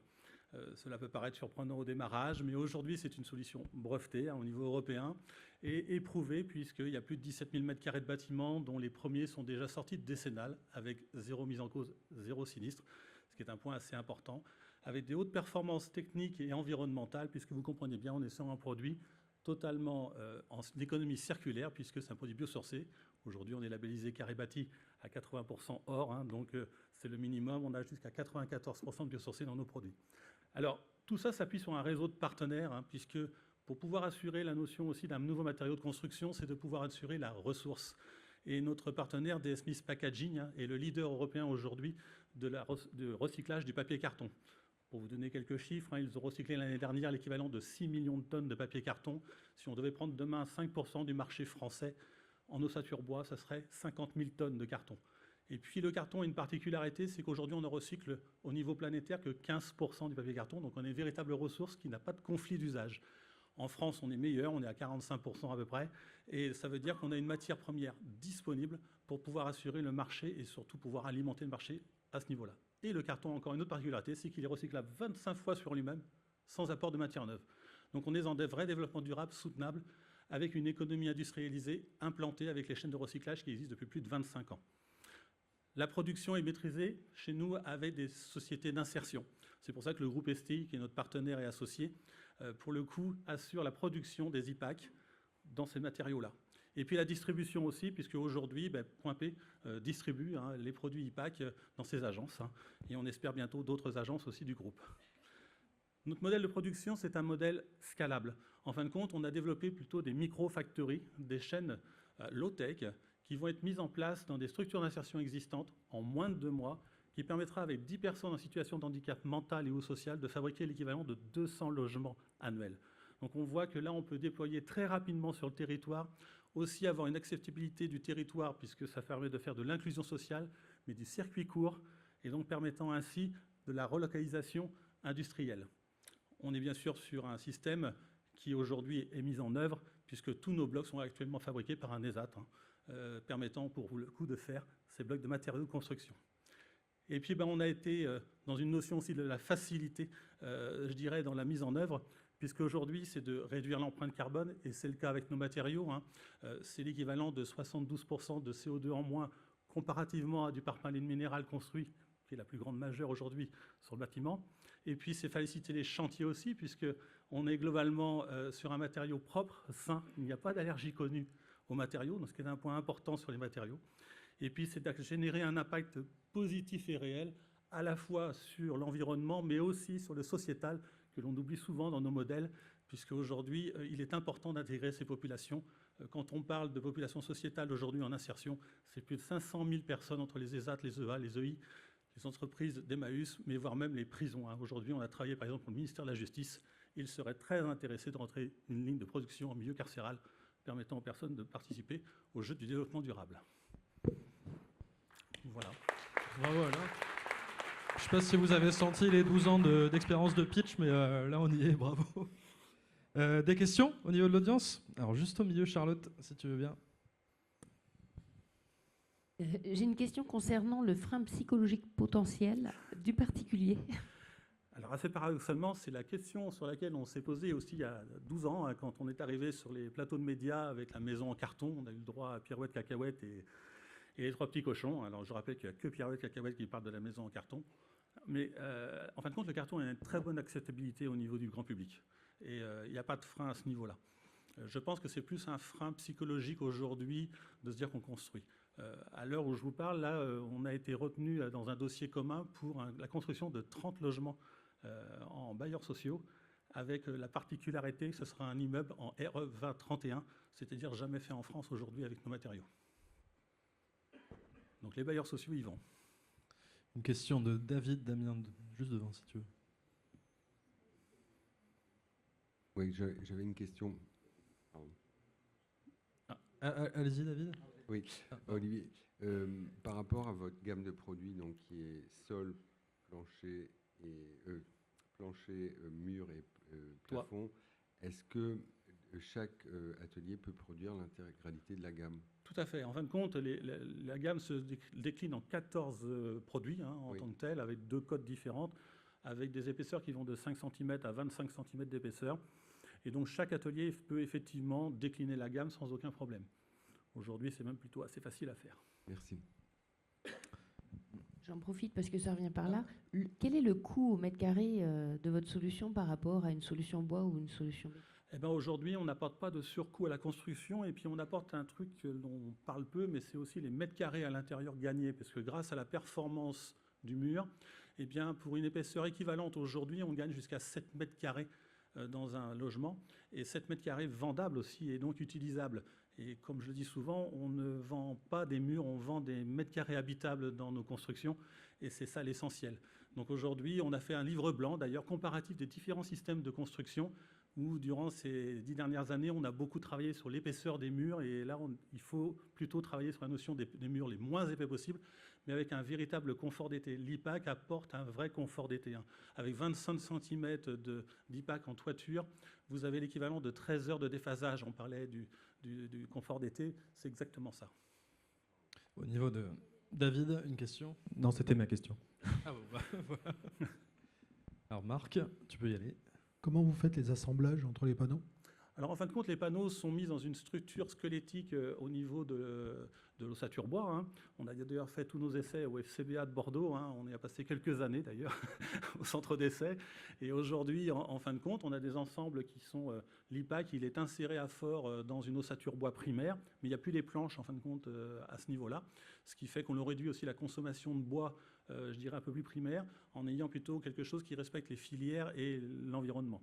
Et après, les panneaux, ils sont montés soit en FOB, soit en maison tout à fait normative, les uns derrière les autres. Question de l'ange Jean-Luc. Juste une question sur le classement feu des panneaux. Alors on va être très clair, on est classé E, c'est-à-dire qu'on brûle, mais en fin de compte, on ne s'enflamme pas, c'est le cas de le dire. On se comporte comme la paille quand elle est en botte de paille, c'est-à-dire qu'elle se consume. Par contre, la particularité, c'est que le carton, c'est un produit qui ne donne pas de surchaleur quand il brûle. C'est quelque chose que nous a beaucoup appris aussi notre partenaire DS Smith, puisqu'ils n'ont pas de surassurance quand ils stockent des milliers de tonnes de carton dans leurs usines. C'est parfait, je vais arrêter les questions là, vous pouvez poser vos questions à Alain tout à l'heure. Merci. Pour la prochaine startup, je vais demander à Hugo en régie de nous passer la petite vidéo et demander à Timothée de venir sur scène pour Woodoo.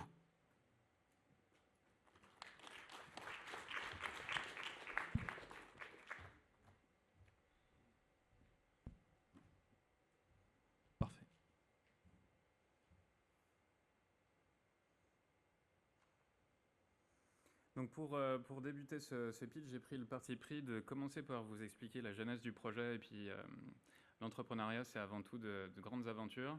Ensuite, vous expliquer pourquoi c'est important et puis je finirai par la tech, ou en tout cas, je rebouclerai avec le début de la tech que vous venez de voir ici.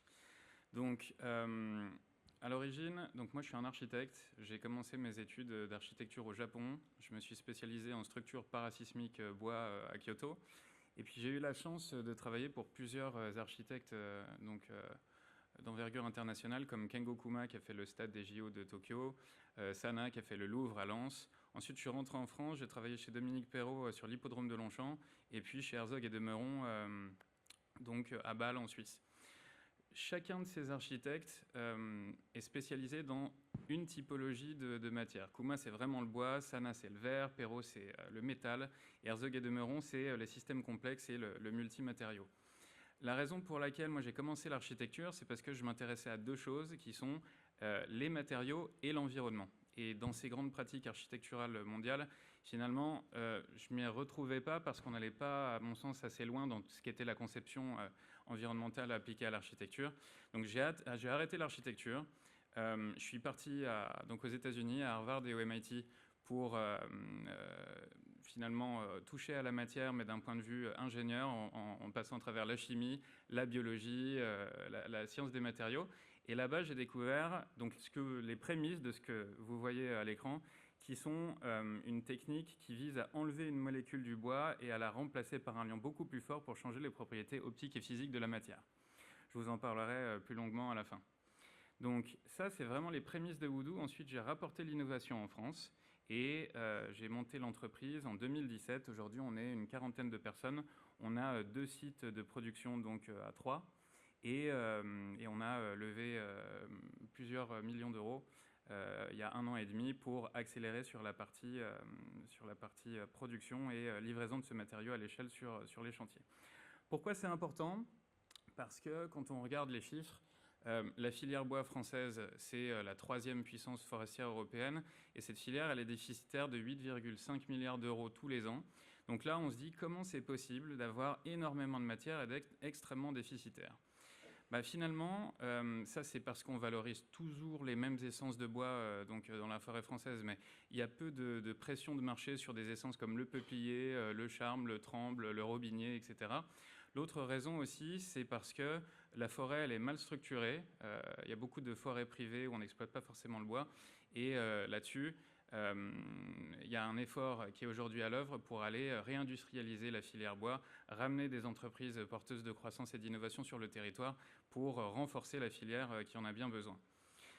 Alors, la technologie que vous voyez ici, elle est basée sur ce qu'on appelle de la délignification partielle et remplacement par au moins un composé de remplissage. Donc, en gros, dans le bois, il y a 3 composants. Il y a la lignine, la cellulose et l'hémicellulose. La lignine, c'est comme le ciment ou la colle entre les fibres. Nous, ce qu'on vient opérer ici, c'est une extraction ciblée de la lignine sans détruire la micro-architecture de bois parce que c'est ce qui lui donne ses propriétés. Et on vient la remplacer par une résine recyclée qui vient imprégner la porosité du bois, qui vient remplacer aussi la lignine. On densifie le bois et il acquiert des propriétés qui sont assez exceptionnelles. Comme vous pouvez le voir ici, on ne s'arrête pas à 99, mais à 180 mégapascales à un effort de compression. Pareil pour la flexion, le bois étant excellent à la traction à l'origine. Et on livre nos premiers bâtiments en Suisse actuellement. On travaille avec différents promoteurs, que ce soit en Suisse et en France, avec Bouygues Construction en France également. Et on produit soit des éléments de façade, où la valeur ajoutée, c'est que c'est un bois qui ne va pas grisailler avec le temps, qui a un gros problème notamment pour les promoteurs. Ça, encore une fois, c'est la lignine qui vient s'oxyder avec l'air et l'humidité. Et d'un point de vue résistance mécanique, c'est assez parlant dans cette vidéo. On est jusqu'à 7 fois plus résistant qu'un béton C25 et on décarbone de 80% par rapport à une structure en béton traditionnelle. Donc je finirai juste par cette conclusion que j'affectionne particulièrement, Si le 19e siècle était l'âge du fer, le 20e l'âge du béton, eh bien nous, on en a la conviction, le 21e, ce sera l'ère du bois dans la construction. Merci beaucoup. On retient. Merci Timothée pour ta présentation. Est-ce qu'il y a des questions au niveau de l'audience? Marc, juste là. On a l'impression, quand on voit l'essai là sur le bois augmenté, que c'est des plaquages qui sont assemblés. C'est ça. C'est comme un super LVL en fait. Donc on vient traiter les plis individuellement et donc on enlève cette lignine, on l'imprègne. Après on vient finalement lameller le bois avec toutes ces séries de plaquages qui peuvent être unidirectionnels ou croisés, un peu comme le principe du LVL. Ensuite on l'écrase donc à une pression de 20 mégapascales et ça lui donne des super propriétés. Oh, Jean-Marc. Oui, bonjour, Jean-Marc Meguer, président de Fibois France. Déjà, merci pour votre discours engageant. Je vous encourage à revenir rejoindre les rangs de l'interprofession de la filière. Déjà, bon, la balance commerciale, c'est un peu plus compliqué que ça, mais en tout cas, les idées sont là. Félicitations aussi pour la valorisation des bois qu'on dit mal valorisés dans nos forêts, parce qu'effectivement, vous avez raison, c'est un des problèmes aujourd'hui de trouver sur des bois peut-être dépérissants actuellement ou demain, mais sur des bois mal valorisés, une capacité de valorisation sur notre territoire. Je voulais vous demander une question un peu commerciale. Comment vous positionnez par rapport à l'Akoya ou au Keboni, par exemple? Alors, eux, ils sont déjà à l'échelle. Akoya, ils font 350 millions d'euros de chiffre d'affaires. On se le souhaite très rapidement. Donc, on va aujourd'hui... Nous, on n'est pas du tout à l'échelle. Eux, ils le sont. On vend au même prix qu'eux. Mais donc là, sur nos premiers chantiers, on est déjà compétitif par rapport à l'aluminium. Donc, nous, là, pour ces premiers applicatifs, on remplace soit des épines de façade, soit des éléments de système de brise-vue, brise-soleil, etc. D'un point de vue réglementaire, c'est aussi ce qui est le plus simple. Plus on monte en capacité, plus on fait chuter le coût de la matière, plus le process est efficient, plus on peut aller chercher des matériaux type béton, structure primaire, etc. Donc notre stratégie de go-to-market, elle est vraiment comme celle-ci. Et puis d'un point de vue prix, donc déjà compétitif par rapport à l'aluminium, et à horizon 2027, parce que nous, on a besoin d'arriver à 10 000 m3 de capacité de production pour être compétitif par rapport au béton armé, ça arrive aussi très vite. J'espère que je réponds à votre question. D'autres questions dans l'audience? Frédéric? Oui, bonjour Timothée. Juste, vous parliez de résine recyclée, vous pourriez préciser les composants s'il vous plaît, et puis comment c'est fabriqué, conçu, le côté renouvelable, RE 2020, enfin, voilà, tout ça, le positionnement de votre produit par rapport à ça. Pas de problème, merci de votre question.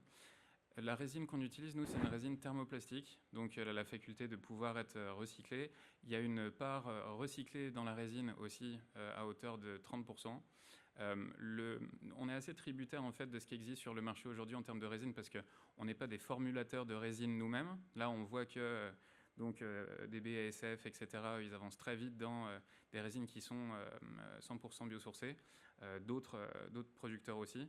Donc, résine thermoplastique, base acrylique, 30% de recyclé et on avance sur d'autres typologies de résine qui sont à 100% recyclées, voilà, qui sont des dérivés de résine furanique.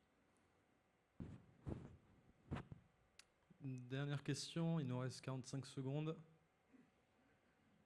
Lionel?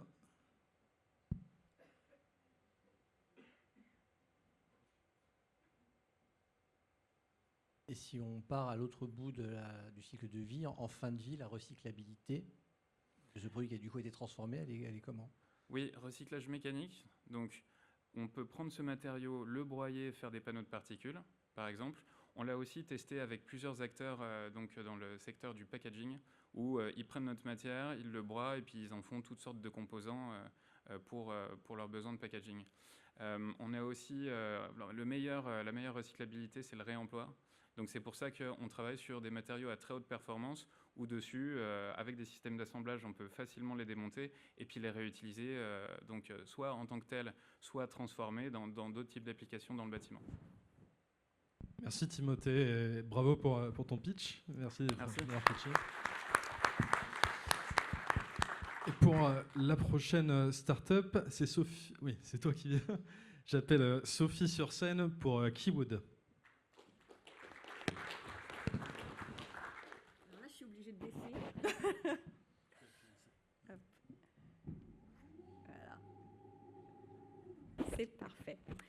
bonjour à tous. Donc moi, je vais vous présenter Keywood. Alors, j'aurais bien aimé avoir un petit laser, c'était bien plus pratique. Donc ce que je vais vous vendre aujourd'hui, moi, c'est l'image que vous voyez au milieu, en fait. Voilà, c'est le squelette du bâtiment. C'est le côté structurel, l'ensemble structurel du bâtiment. Donc c'est un concept, en fait, comme vous voyez sur l'image en haut à droite, c'est du poteau-poutre qui s'assemble grâce à des connecteurs en acier donc invisibles. Et ça se monte comme un Lego. Alors, quand Keywood a été créé en 2021, donc le nom Keywood, c'est évidemment un nom japonais parce que le concept est d'origine japonaise. Et son fondateur, donc Alexandre, avait travaillé de nombreuses années avant avec les Japonais et dans le secteur, évidemment, de la construction. Donc, avec ce système-là, on arrive à faire aussi bien des extensions, des surélévations et des maisons. Au Japon, ils construisent jusqu'à 45 000 maisons par an. Mais nous, on s'est aperçu qu'on pouvait aller plus loin. On a développé un logiciel pour ça, donc qu'on a adapté notamment à l'Europe, qu'on pouvait faire des bâtiments jusqu'à 4 étages. On a eu un premier agrément du CSTB pour ça. Et puis, on a un client qui nous a challengé, qui nous a dit « mais nous, on veut aller encore plus haut ». Et donc, on a fait un deuxième agrément qui nous a permis d'aller sur de la grande hauteur. Et c'est comme ça que vous voyez le bâtiment ici, qui est un R+9 qu'on a réalisé en 2023 donc sur Paris. Et donc, ce deuxième agrément nous permet de faire de la grande hauteur jusqu'à 10, 11, 12, 13, 14 étages. Donc, en fait, tout ça, on va aller, le bâtiment aussi là-bas qu'on voit, on fait des cabanes parce qu'on s'est aperçu que c'était des bâtiments démontables. En fait, avec le système de Goujon, c'est montable, démontable, remontable. Donc, on fait aussi des bâtiments évolutifs et qui peuvent être aussi des bâtiments éphémères. Donc, on travaille évidemment principalement avec de l'épicéa, du bois lamellé collé épicéa, mais nous, notre volonté, c'était de travailler de plus en plus avec des bois français. Donc, on a élargi notre agrément pour aller travailler avec le hêtre, du bois lamellé collé hêtre, donc du GL40, et on va même avec du GL75, avec du LVL. Et notre but, c'est d'aller encore plus loin, d'élargir les tests pour aller avec du bois massif, etc., pour avoir une offre encore plus large, et surtout pouvoir faire de la mixité des bois et utiliser les bois intelligemment, mettre le bon bois au bon endroit. Sur la grande hauteur, utiliser du hêtre qui coûte cher, c'est pas forcément utile de l'utiliser sur toute la hauteur, mais on peut l'utiliser en partie basse, et puis après du Douglas, et ensuite de l'épicéa. Donc on est déjà présent, présent en France, en région parisienne. C'est magique ce truc. En région parisienne et en Belgique, on a déjà réalisé plus de 80 projets. Donc comment ça fonctionne? En fait, quand un client vient nous voir, on étudie son projet. On a un bureau d'études, évidemment, interne. Une fois que les plans d'exé sont validés, on lance en fabrication auprès de nos usines partenaires. Donc, c'est de la fabrication hors site indé, parce que le bois est usiné, et ensuite est livré directement sur les chantiers auprès de nos entreprises clientes, puisqu'on n'a pas d'équipe de pose. Ce sont les entreprises qui réalisent les chantiers qui vont poser avec leurs poseurs. Et pour eux, c'est ultra simple, parce que tout est numéroté en XYZ. Donc, il n'y a pas forcément besoin d'être charpentier pour poser. Il y a beaucoup de personnes qui sont originaires, qui sont des maçons à l'origine. On fournit un plan de principe au départ un plan de montage, mais ils comprennent très vite en regardant comment c'est écrit qu'il suffit de lire le poteau-poutre et après, ils n'ont même plus besoin de lire le plan. Tout ça se monte tout seul. Et à l'aide d'un simple maillet, évidemment, quand il y a des poutres qui font plus de 3 mètres, un petit engin de levage peut servir, surtout quand on est sur de la grande hauteur. Donc, nos objectifs maintenant, en fait, pour les 5 prochaines années, c'est déjà d'aller encore plus loin parce qu'au Japon, ces produits-là, on sait que grâce aux connecteurs, c'est antisismique. Donc en France et en Europe, il y a des régions que ça pourrait intéresser. Donc ça, on compte sur le SCBA pour faire des tests là en 2025.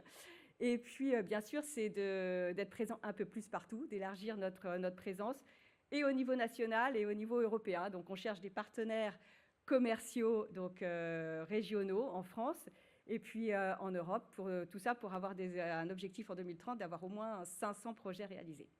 Voilà. Parfait, Sophie. Merci. 4 minutes 9. J'ai fait les 4 minutes. C'est parfait. Bon.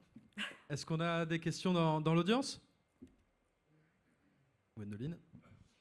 Dans votre process, qui porte la garantie décennale? Alors, en fait, c'est l'entreprise générale en fait, qui réalise le chantier qui est la garantie nationale, mais notre bureau d'études a aussi une garantie, évidemment, par rapport à toute l'étude technique du projet. Mais la garantie décennale, en fait, d'un projet, c'est l'entreprise générale qui réalise le projet. Donc, c'est... Alors, à l'heure actuelle, nous, quand un particulier vient nous voir, on leur dit déjà, est-ce que vous avez le projet fait? Est-ce que vous avez un architecte? Est-ce que vous avez une entreprise? Et quand ils n'ont pas une entreprise, on envoie une entreprise. Voilà. On ne laisse pas, pour l'instant, le particulier poser tout seul. On ne peut pas prendre ce risque-là par rapport aux assurances. Une autre? Lionel. Dans la continuité, mais avec l'angle artisan, souvent, alors, je vais prendre le point P qui est toujours le geste de l'artisan avant tout. Là, vous avez quand même un geste un petit peu différent. Vous dites que même des maçons pourraient poser du bois. Oui. Comment est-ce que vous voyez, quand vous développez les partenariats, comment est-ce que vous voyez l'axe formation et éducation à ce mode constructif à base de bois? Alors en fait, c'est très simple. On a un plan de montage qui est très facile à monter. Et quand on arrive sur un grand chantier, même de 3-4 étages, avec une entreprise générale qui ne nous connaît pas, qui travaille avec nous pour la première fois, il y a quelqu'un qui les accompagne la première demi-journée, mais en 2 heures, les gars ont compris comment ça fonctionnait. Parce qu'en fait, comme tout est numéroté, donc en X, Y, Z, donc même si un gars veut mettre un connecteur à un endroit, mais que ce n'est pas le bon connecteur, ça ne rentrera pas, ça ne peut pas marcher. Donc, après, c'est hyper simple à comprendre. Une autre question pour Sophie? Eh bien, c'est parfait. Merci à vous. Merci Sophie pour ton pitch. Pour la prochaine start-up, on va accueillir Jean-Philippe pour Zoid City.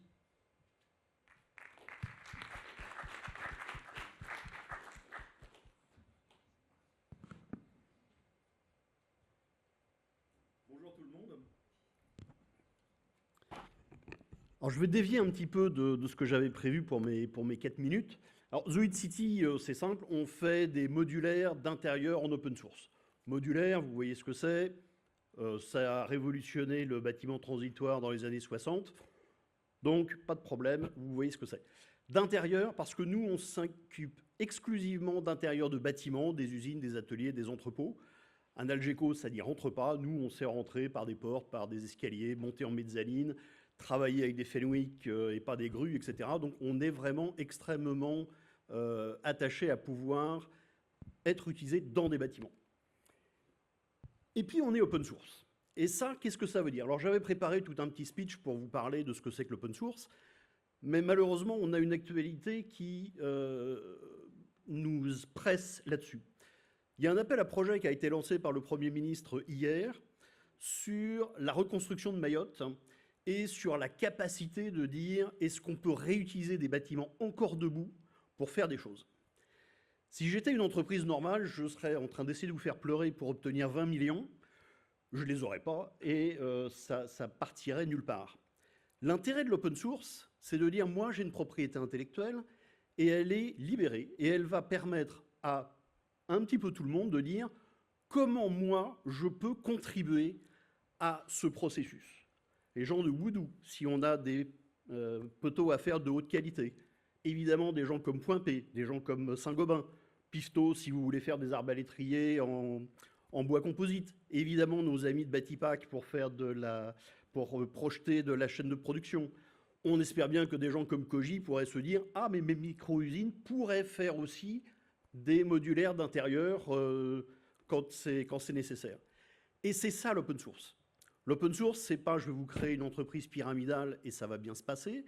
C'est plutôt de dire on est tous plutôt coopérants que concurrents et on va pouvoir éliminer tout un tas de gaspillage de matériel, de matière grise, de calcul et de tout un tas de choses que l'on fait, que l'on refait, que l'on refait, que l'on refait au fur et à mesure des chantiers. Donc là, l'idée, c'est vraiment, et on se revendique comme un leader et un pionnier de l'open source dans la construction. Moi, je viens du marché de la tech, de l'électronique, et on sait bien comment ça marche. Ce sont des modèles économiques extrêmement performants. Quand des gens comme Samsung achètent, enfin, ou prennent de l'open source de Google pour leur téléphone, ce n'est pas 2 philanthropes qui font un projet caritatif. Non, ce sont vraiment des projets économiques extrêmement puissants qui peuvent se mettre en place. Et donc moi, ce que je vous propose, c'est non pas d'essayer de me donner des sous, j'en veux bien, mais surtout demain matin, retournez dans vos entreprises et vous dites mais comment est-ce que cette propriété intellectuelle, je peux me l'approprier pour éventuellement commencer à faire des choses? Et là, on aura des choses extrêmement concrètes pour reconstruire des salles de classe ou des éléments professionnels pour Mayotte, parce que là, ça presse. Le gros intérêt, c'est que si on fait des choses pour Mayotte, le Mozambique et Madagascar en ont aussi vraiment besoin, ça va servir. Tout l'arc atlantique qui cherche à mettre ses saisonniers quelque part pourra aussi les utiliser. Le ministère des Armées, qui est confronté à des problèmes de remontée, rénover de vieilles casernes, pourra aussi en profiter. Et tout ça, ça va partir de la même propriété intellectuelle qu'on va recycler et mutualiser de plus en plus. C'est à ça que je vous convie chez Zoid City. Et voilà. Merci beaucoup. Merci Jean-Philippe pour ce message. Petite remarque personnelle, puisque c'est exactement le genre d'interaction qu'on cherche à avoir aussi au sein de la Woodtech. On a eu un premier exemple sur un projet européen il n'y a pas longtemps. Mais merci à toi pour ça. Est-ce qu'on a des questions dans l'audience pour Jean-Philippe? Jérôme. Du coup, quel est ton modèle économique? Modèle économique de l'open source, on vend de la prestation de services, on a ce qu'on appelle en open source des available components, on a un certain nombre de connecteurs qui vont être payants, mais enfin, ou qui sont sous licence. Tout le reste de la licence est gratuite. Il faut voir que les structures de coûts des entreprises open source sont totalement différentes des entreprises normales. Très peu de coûts commerciaux, des coûts de communication qui ne sont pas les mêmes, pas de coûts de fabrication. Enfin, les distributions de coûts sont très très différentes. Voilà, donc non, c'est un modèle économique qui tient plutôt bien la route. Voilà, on commence tout juste notre commercialisation, on commence à livrer nos premières Zoïdes, et voilà, on commence à avoir, avec zéro communication presque, des prospects en Belgique, des prospects qui arrivent de toutes les régions, on a des appels à projets qui viennent de Bourgogne-Franche-Comté. Enfin, c'est un modèle qui sait se diffuser extrêmement rapidement sur l'Europe. Alors, ailleurs aussi, mais principalement sur l'Europe. D'autres questions dans l'assistance? Nicolas.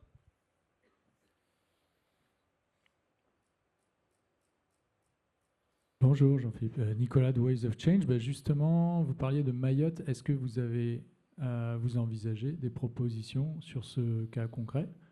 Oui. Et puis enfin, les prochaines démarches là-dessus?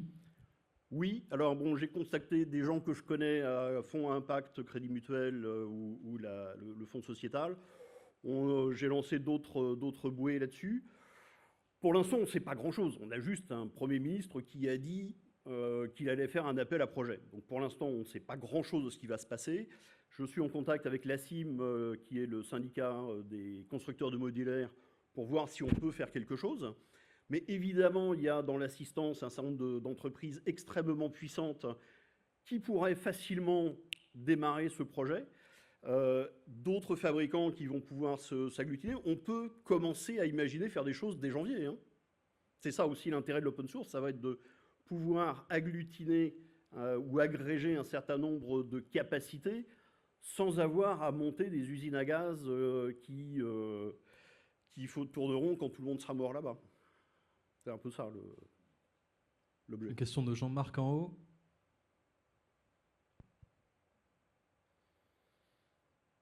Oui, puisque nous sommes dans le moment de l'open source, je me fais le relais d'une information. Ce n'est pas du tout de ma compétence, mais il se trouve qu'en 2020, le ministère de l'Agriculture et de l'Alimentation et de la Forêt, dorénavant, avait fait un appel à manifestation d'intérêt autour justement de la construction dans le sud-ouest de l'océan Indien, incluant Mayotte.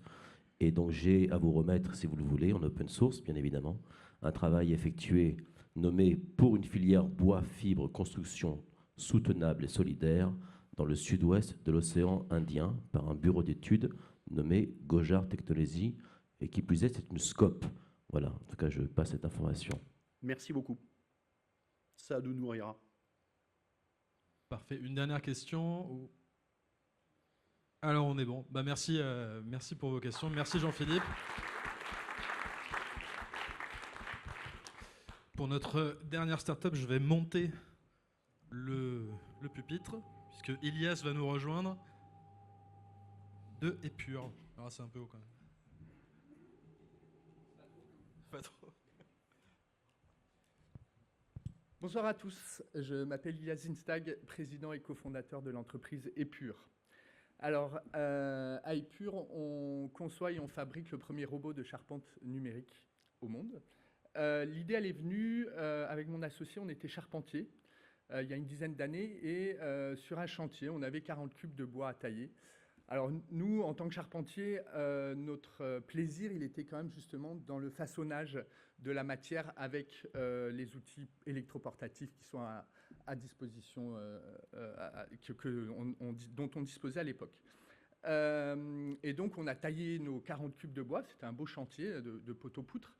Et à la fin, on s'était gardé un lot, c'est-à-dire 70 pièces parfaitement identiques, d'environ 1 mètre de long, avec une coupe à 45 degrés à chaque extrémité et un tenon également à chaque extrémité. Et c'est là où, en tant que charpentier, on est un peu moins dans le plaisir parce qu'on est dans l'automatisation. Et du coup, on s'est dit, ce serait pas mal de disposer d'un outil qui nous permette d'automatiser justement ces phases de travail-là, et du coup, avec un objectif également de gagner en productivité, en qualité de finition aussi, en sécurité pour l'opérateur et en confort de travail. Et donc, on a créé Logbot. Alors, Logbot, notre robot, c'est très simple. En fait, c'est un moteur de défonceuse qu'on a monté sur 3 axes, et les 3 axes sont commandés numériquement. Et la commande numérique, c'est nous qui l'avons développée également. C'est une petite interface tactile qu'on a souhaité la plus intuitive possible parce qu'on sait que dans le monde de la charpente, tout le monde n'est pas forcément très à l'aise avec l'outil informatique. Alors maintenant, il y en a plein qui dessinent sur CADWork, etc., sur des logiciels. Mais malgré tout, voilà, quand on leur parle de programmation, généralement, ça les inquiète un petit peu. Et donc, nous, on a essayé de faire une interface qui puisse prendre en main très rapidement et qu'au bout, si on passe 1 heure ou 2 heures avec eux, et après, ils peuvent utiliser la machine de manière autonome. Et après, d'après les premiers retours de nos clients, on a atteint cet objectif-là. Pour le dire autrement, notre outil, c'est comme une imprimante 3D inversée, c'est-à-dire qu'au lieu de poser de la matière, on en enlève. Et pour nous positionner un petit peu dans le marché économique de la machine bois, nous, on est allé chercher auprès des fabricants d'outils électroportatifs, du coup, la portabilité, ou en tout cas la mobilité. Et de l'autre côté, à l'autre bout du spectre, on allait chercher chez les fabricants de machines de commande numérique stationnaires, on est allé justement prendre le numérique et on a associé ces 2 caractéristiques-là pour créer notre robot. Donc l'entreprise, elle a été créée en 2016. On a commencé à commercialiser, nous, en 2019. Aujourd'hui, on a atteint on a fabriqué depuis la création 200 machines. On est une équipe de 14 personnes et on est installé sur un plateau du contrefort pyrénéen à 1000 mètres d'altitude, en territoire rural. Et ce projet-là s'inscrit aussi dans une dynamique de développement local, parce que voilà, c'est l'endroit où on est implanté et qu'on souhaite du coup développer. Un des objectifs également qu'on a poursuivi à travers le développement de cet outil-là, c'était justement de préserver le savoir-faire du charpentier et qu'il reste maître de son œuvre d'une certaine manière et que la sous-traitance généralisée ne soit pas l'unique règle dans le monde de la construction. Et depuis 1 an, on a un peu, on va dire, élargi notre offre commerciale et on a développé un outil stationnaire, mais c'est le même robot qui est modulable et qui peut également s'utiliser en stationnaire. Il me reste du temps ? Non, 20 secondes. Merci à vous. 20 secondes, si tu as un mot de clôture. Non, je réponds aux questions. Merci à vous. Mais parfait, merci. Est-ce que vous avez des questions pour Elias et Épure ? J'ai une question concernant le temps de pose de ce type de robot, le temps gagné en posant ce robot par rapport au fait de faire le travail par un salarié et le ROI éventuel si vous avez fait le calcul. Alors, le temps de pause, c'est-à-dire le temps de manipulation pour lancer la machine, lancer un usinage, c'est ça ? Combien de temps on met pour poser le robot, le programmer et effectuer l'exercice par rapport à un professionnel finalement qui le ferait directement ? Ouais. Alors, sur un usinage classique de tenon mortaise, on gagne 50% du temps. Voilà. Sans parler de série, Plus vous allez faire de la série et plus vous allez gagner du temps. Mais sur un tenon et sur une mortaise, vous allez gagner 50% du temps. La manipulation du robot, son installation, il y a un tracé à effectuer. Ensuite, vous positionnez une partie du robot sur la pièce de bois. Ensuite, vous venez actionner le robot dedans. Tout ça, ça prend entre 30 et 60 secondes. Et ensuite, la durée d'usinage proprement dite va être proportionnelle à la quantité de matière que la machine va venir enlever. Donc, ça peut aller de 30 secondes à 30 minutes, non, mais un quart d'heure, oui. Par contre, il y a un vrai gain de productivité parce que pendant que la machine, elle travaille, à contrario des autres outils électroportatifs, l'opérateur, lui, il peut faire autre chose et du coup, donc c'est là aussi où il y a un gain de productivité. Et enfin, concernant le ROI, pour une utilisation de 60 heures par mois, vous l'amortissez en 2 ans. Une question de Christophe. Donc moi qui suis point P plutôt commerçant, je me pose toujours la question de quelle est un peu l'échelle de prix de ce type de produit, puis quel type de SAV vous fournissez, quel type de service vous vendez. Alors en termes de tarifs, on est autour de 25 000. Après, il y a des options. On est également en ce moment en train de faire un pivot, c'est-à-dire que jusque-là, notamment les licences logicielles, on les vendait en licence perpétuelle et on va certainement passer vers un modèle où on va louer ces licences. Du coup, ce qui va permettre de diminuer le coût d'investissement au départ pour le charpentier et du coup avoir un coût d'investissement qui soit inférieur à 20 000 €. Et c'était quoi l'autre partie de votre question ? Ah oui, le SAV. Et concernant le SAV, alors d'expérience, il n'y a pas beaucoup de SAV, on n'a pas beaucoup de problèmes là-dessus. Nous, on a une hotline en permanence qui est disponible pour nos clients parce que les principales questions concernent surtout des questions d'utilisation. C'est-à-dire que quand on a un client, quand ça fait 3 mois ou 6 mois qu'il n'a pas utilisé la machine parce que tous les charpentiers ne taillent pas du bois tous les jours, il va avoir des questions sur l'utilisation et ce qu'on peut faire au téléphone. Et ensuite, du SAV, on passe, et quand il y a un vrai SAV, soit c'est nous qui le faisons en direct, si c'est une machine que nous avons vendue directement, et si elle a été vendue via un distributeur, en fonction du SAV à faire, ce sera soit le distributeur, soit nous-mêmes qui interviendrons. Une question tout en haut.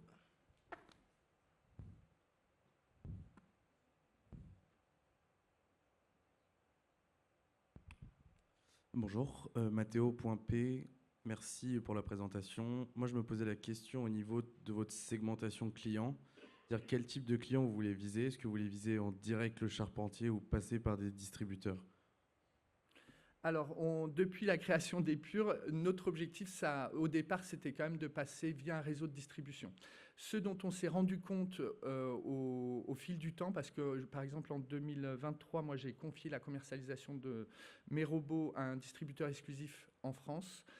Et au final, le bilan, il n'est pas très positif parce qu'on reste quand même sur un outil qui est innovant, qui n'est pas encore connu de l'ensemble de la communauté des charpentiers en France. Et que du coup, il y a un travail de porter à connaissance que les distributeurs ou le distributeur ne fait pas forcément. Et donc, il est encore nécessaire que nous soyons présents sur la distribution. Et pour compléter par rapport à notre segment de clientèle, nous, on vise des entreprises de charpente de 1 à 15 salariés environ. C'est ça le cœur de notre clientèle. Une dernière question.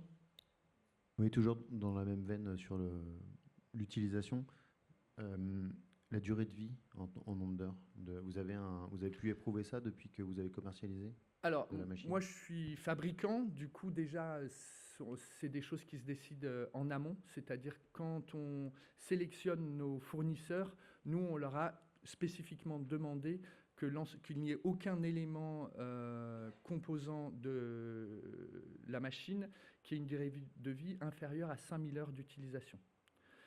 Ce qui correspond, alors parce que quelqu'un qui l'utilise ne va pas un plein temps, c'est on va dire 1800 heures, tu ne vas pas l'utiliser quand même 1800 heures par an, parce qu'il y a des temps de pause, donc il ne va pas être 1800 heures en train d'usiner.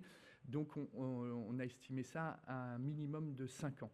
Et moi alors du coup, là depuis que je vends des machines, on a eu quelques soucis, mais globalement très mineur et on a fait quand même une bonne sélection de nos éléments, de nos composants, voilà, qui assurent une durée de vie assez longue à la machine. Après, souvent, les problèmes de SAV qu'on a viennent de problèmes d'utilisation, d'usage. Parfait. Merci Elias. Merci pour vos questions à tous. Un grand bravo aux startups qui se sont prêtées à l'exercice du pitch de 4 minutes et qui l'ont brillamment réalisé. Maintenant, il va se passer... Alors, j'espère que ça vous a plu, que ça vous a inspiré, que ça vous a attiré. Il y a 2 choses qui vont se passer maintenant. Je vous invite à tous les participants à aller vous restaurer. On a un buffet et pouvoir networker, poser vos questions, échanger avec les entrepreneurs. Pendant que j'invite aussi le jury à me rejoindre devant les ascenseurs du foyer pour qu'on monte ensemble aller élire les 3 lauréats du concours. Et on se rejoint tous à 19h ici.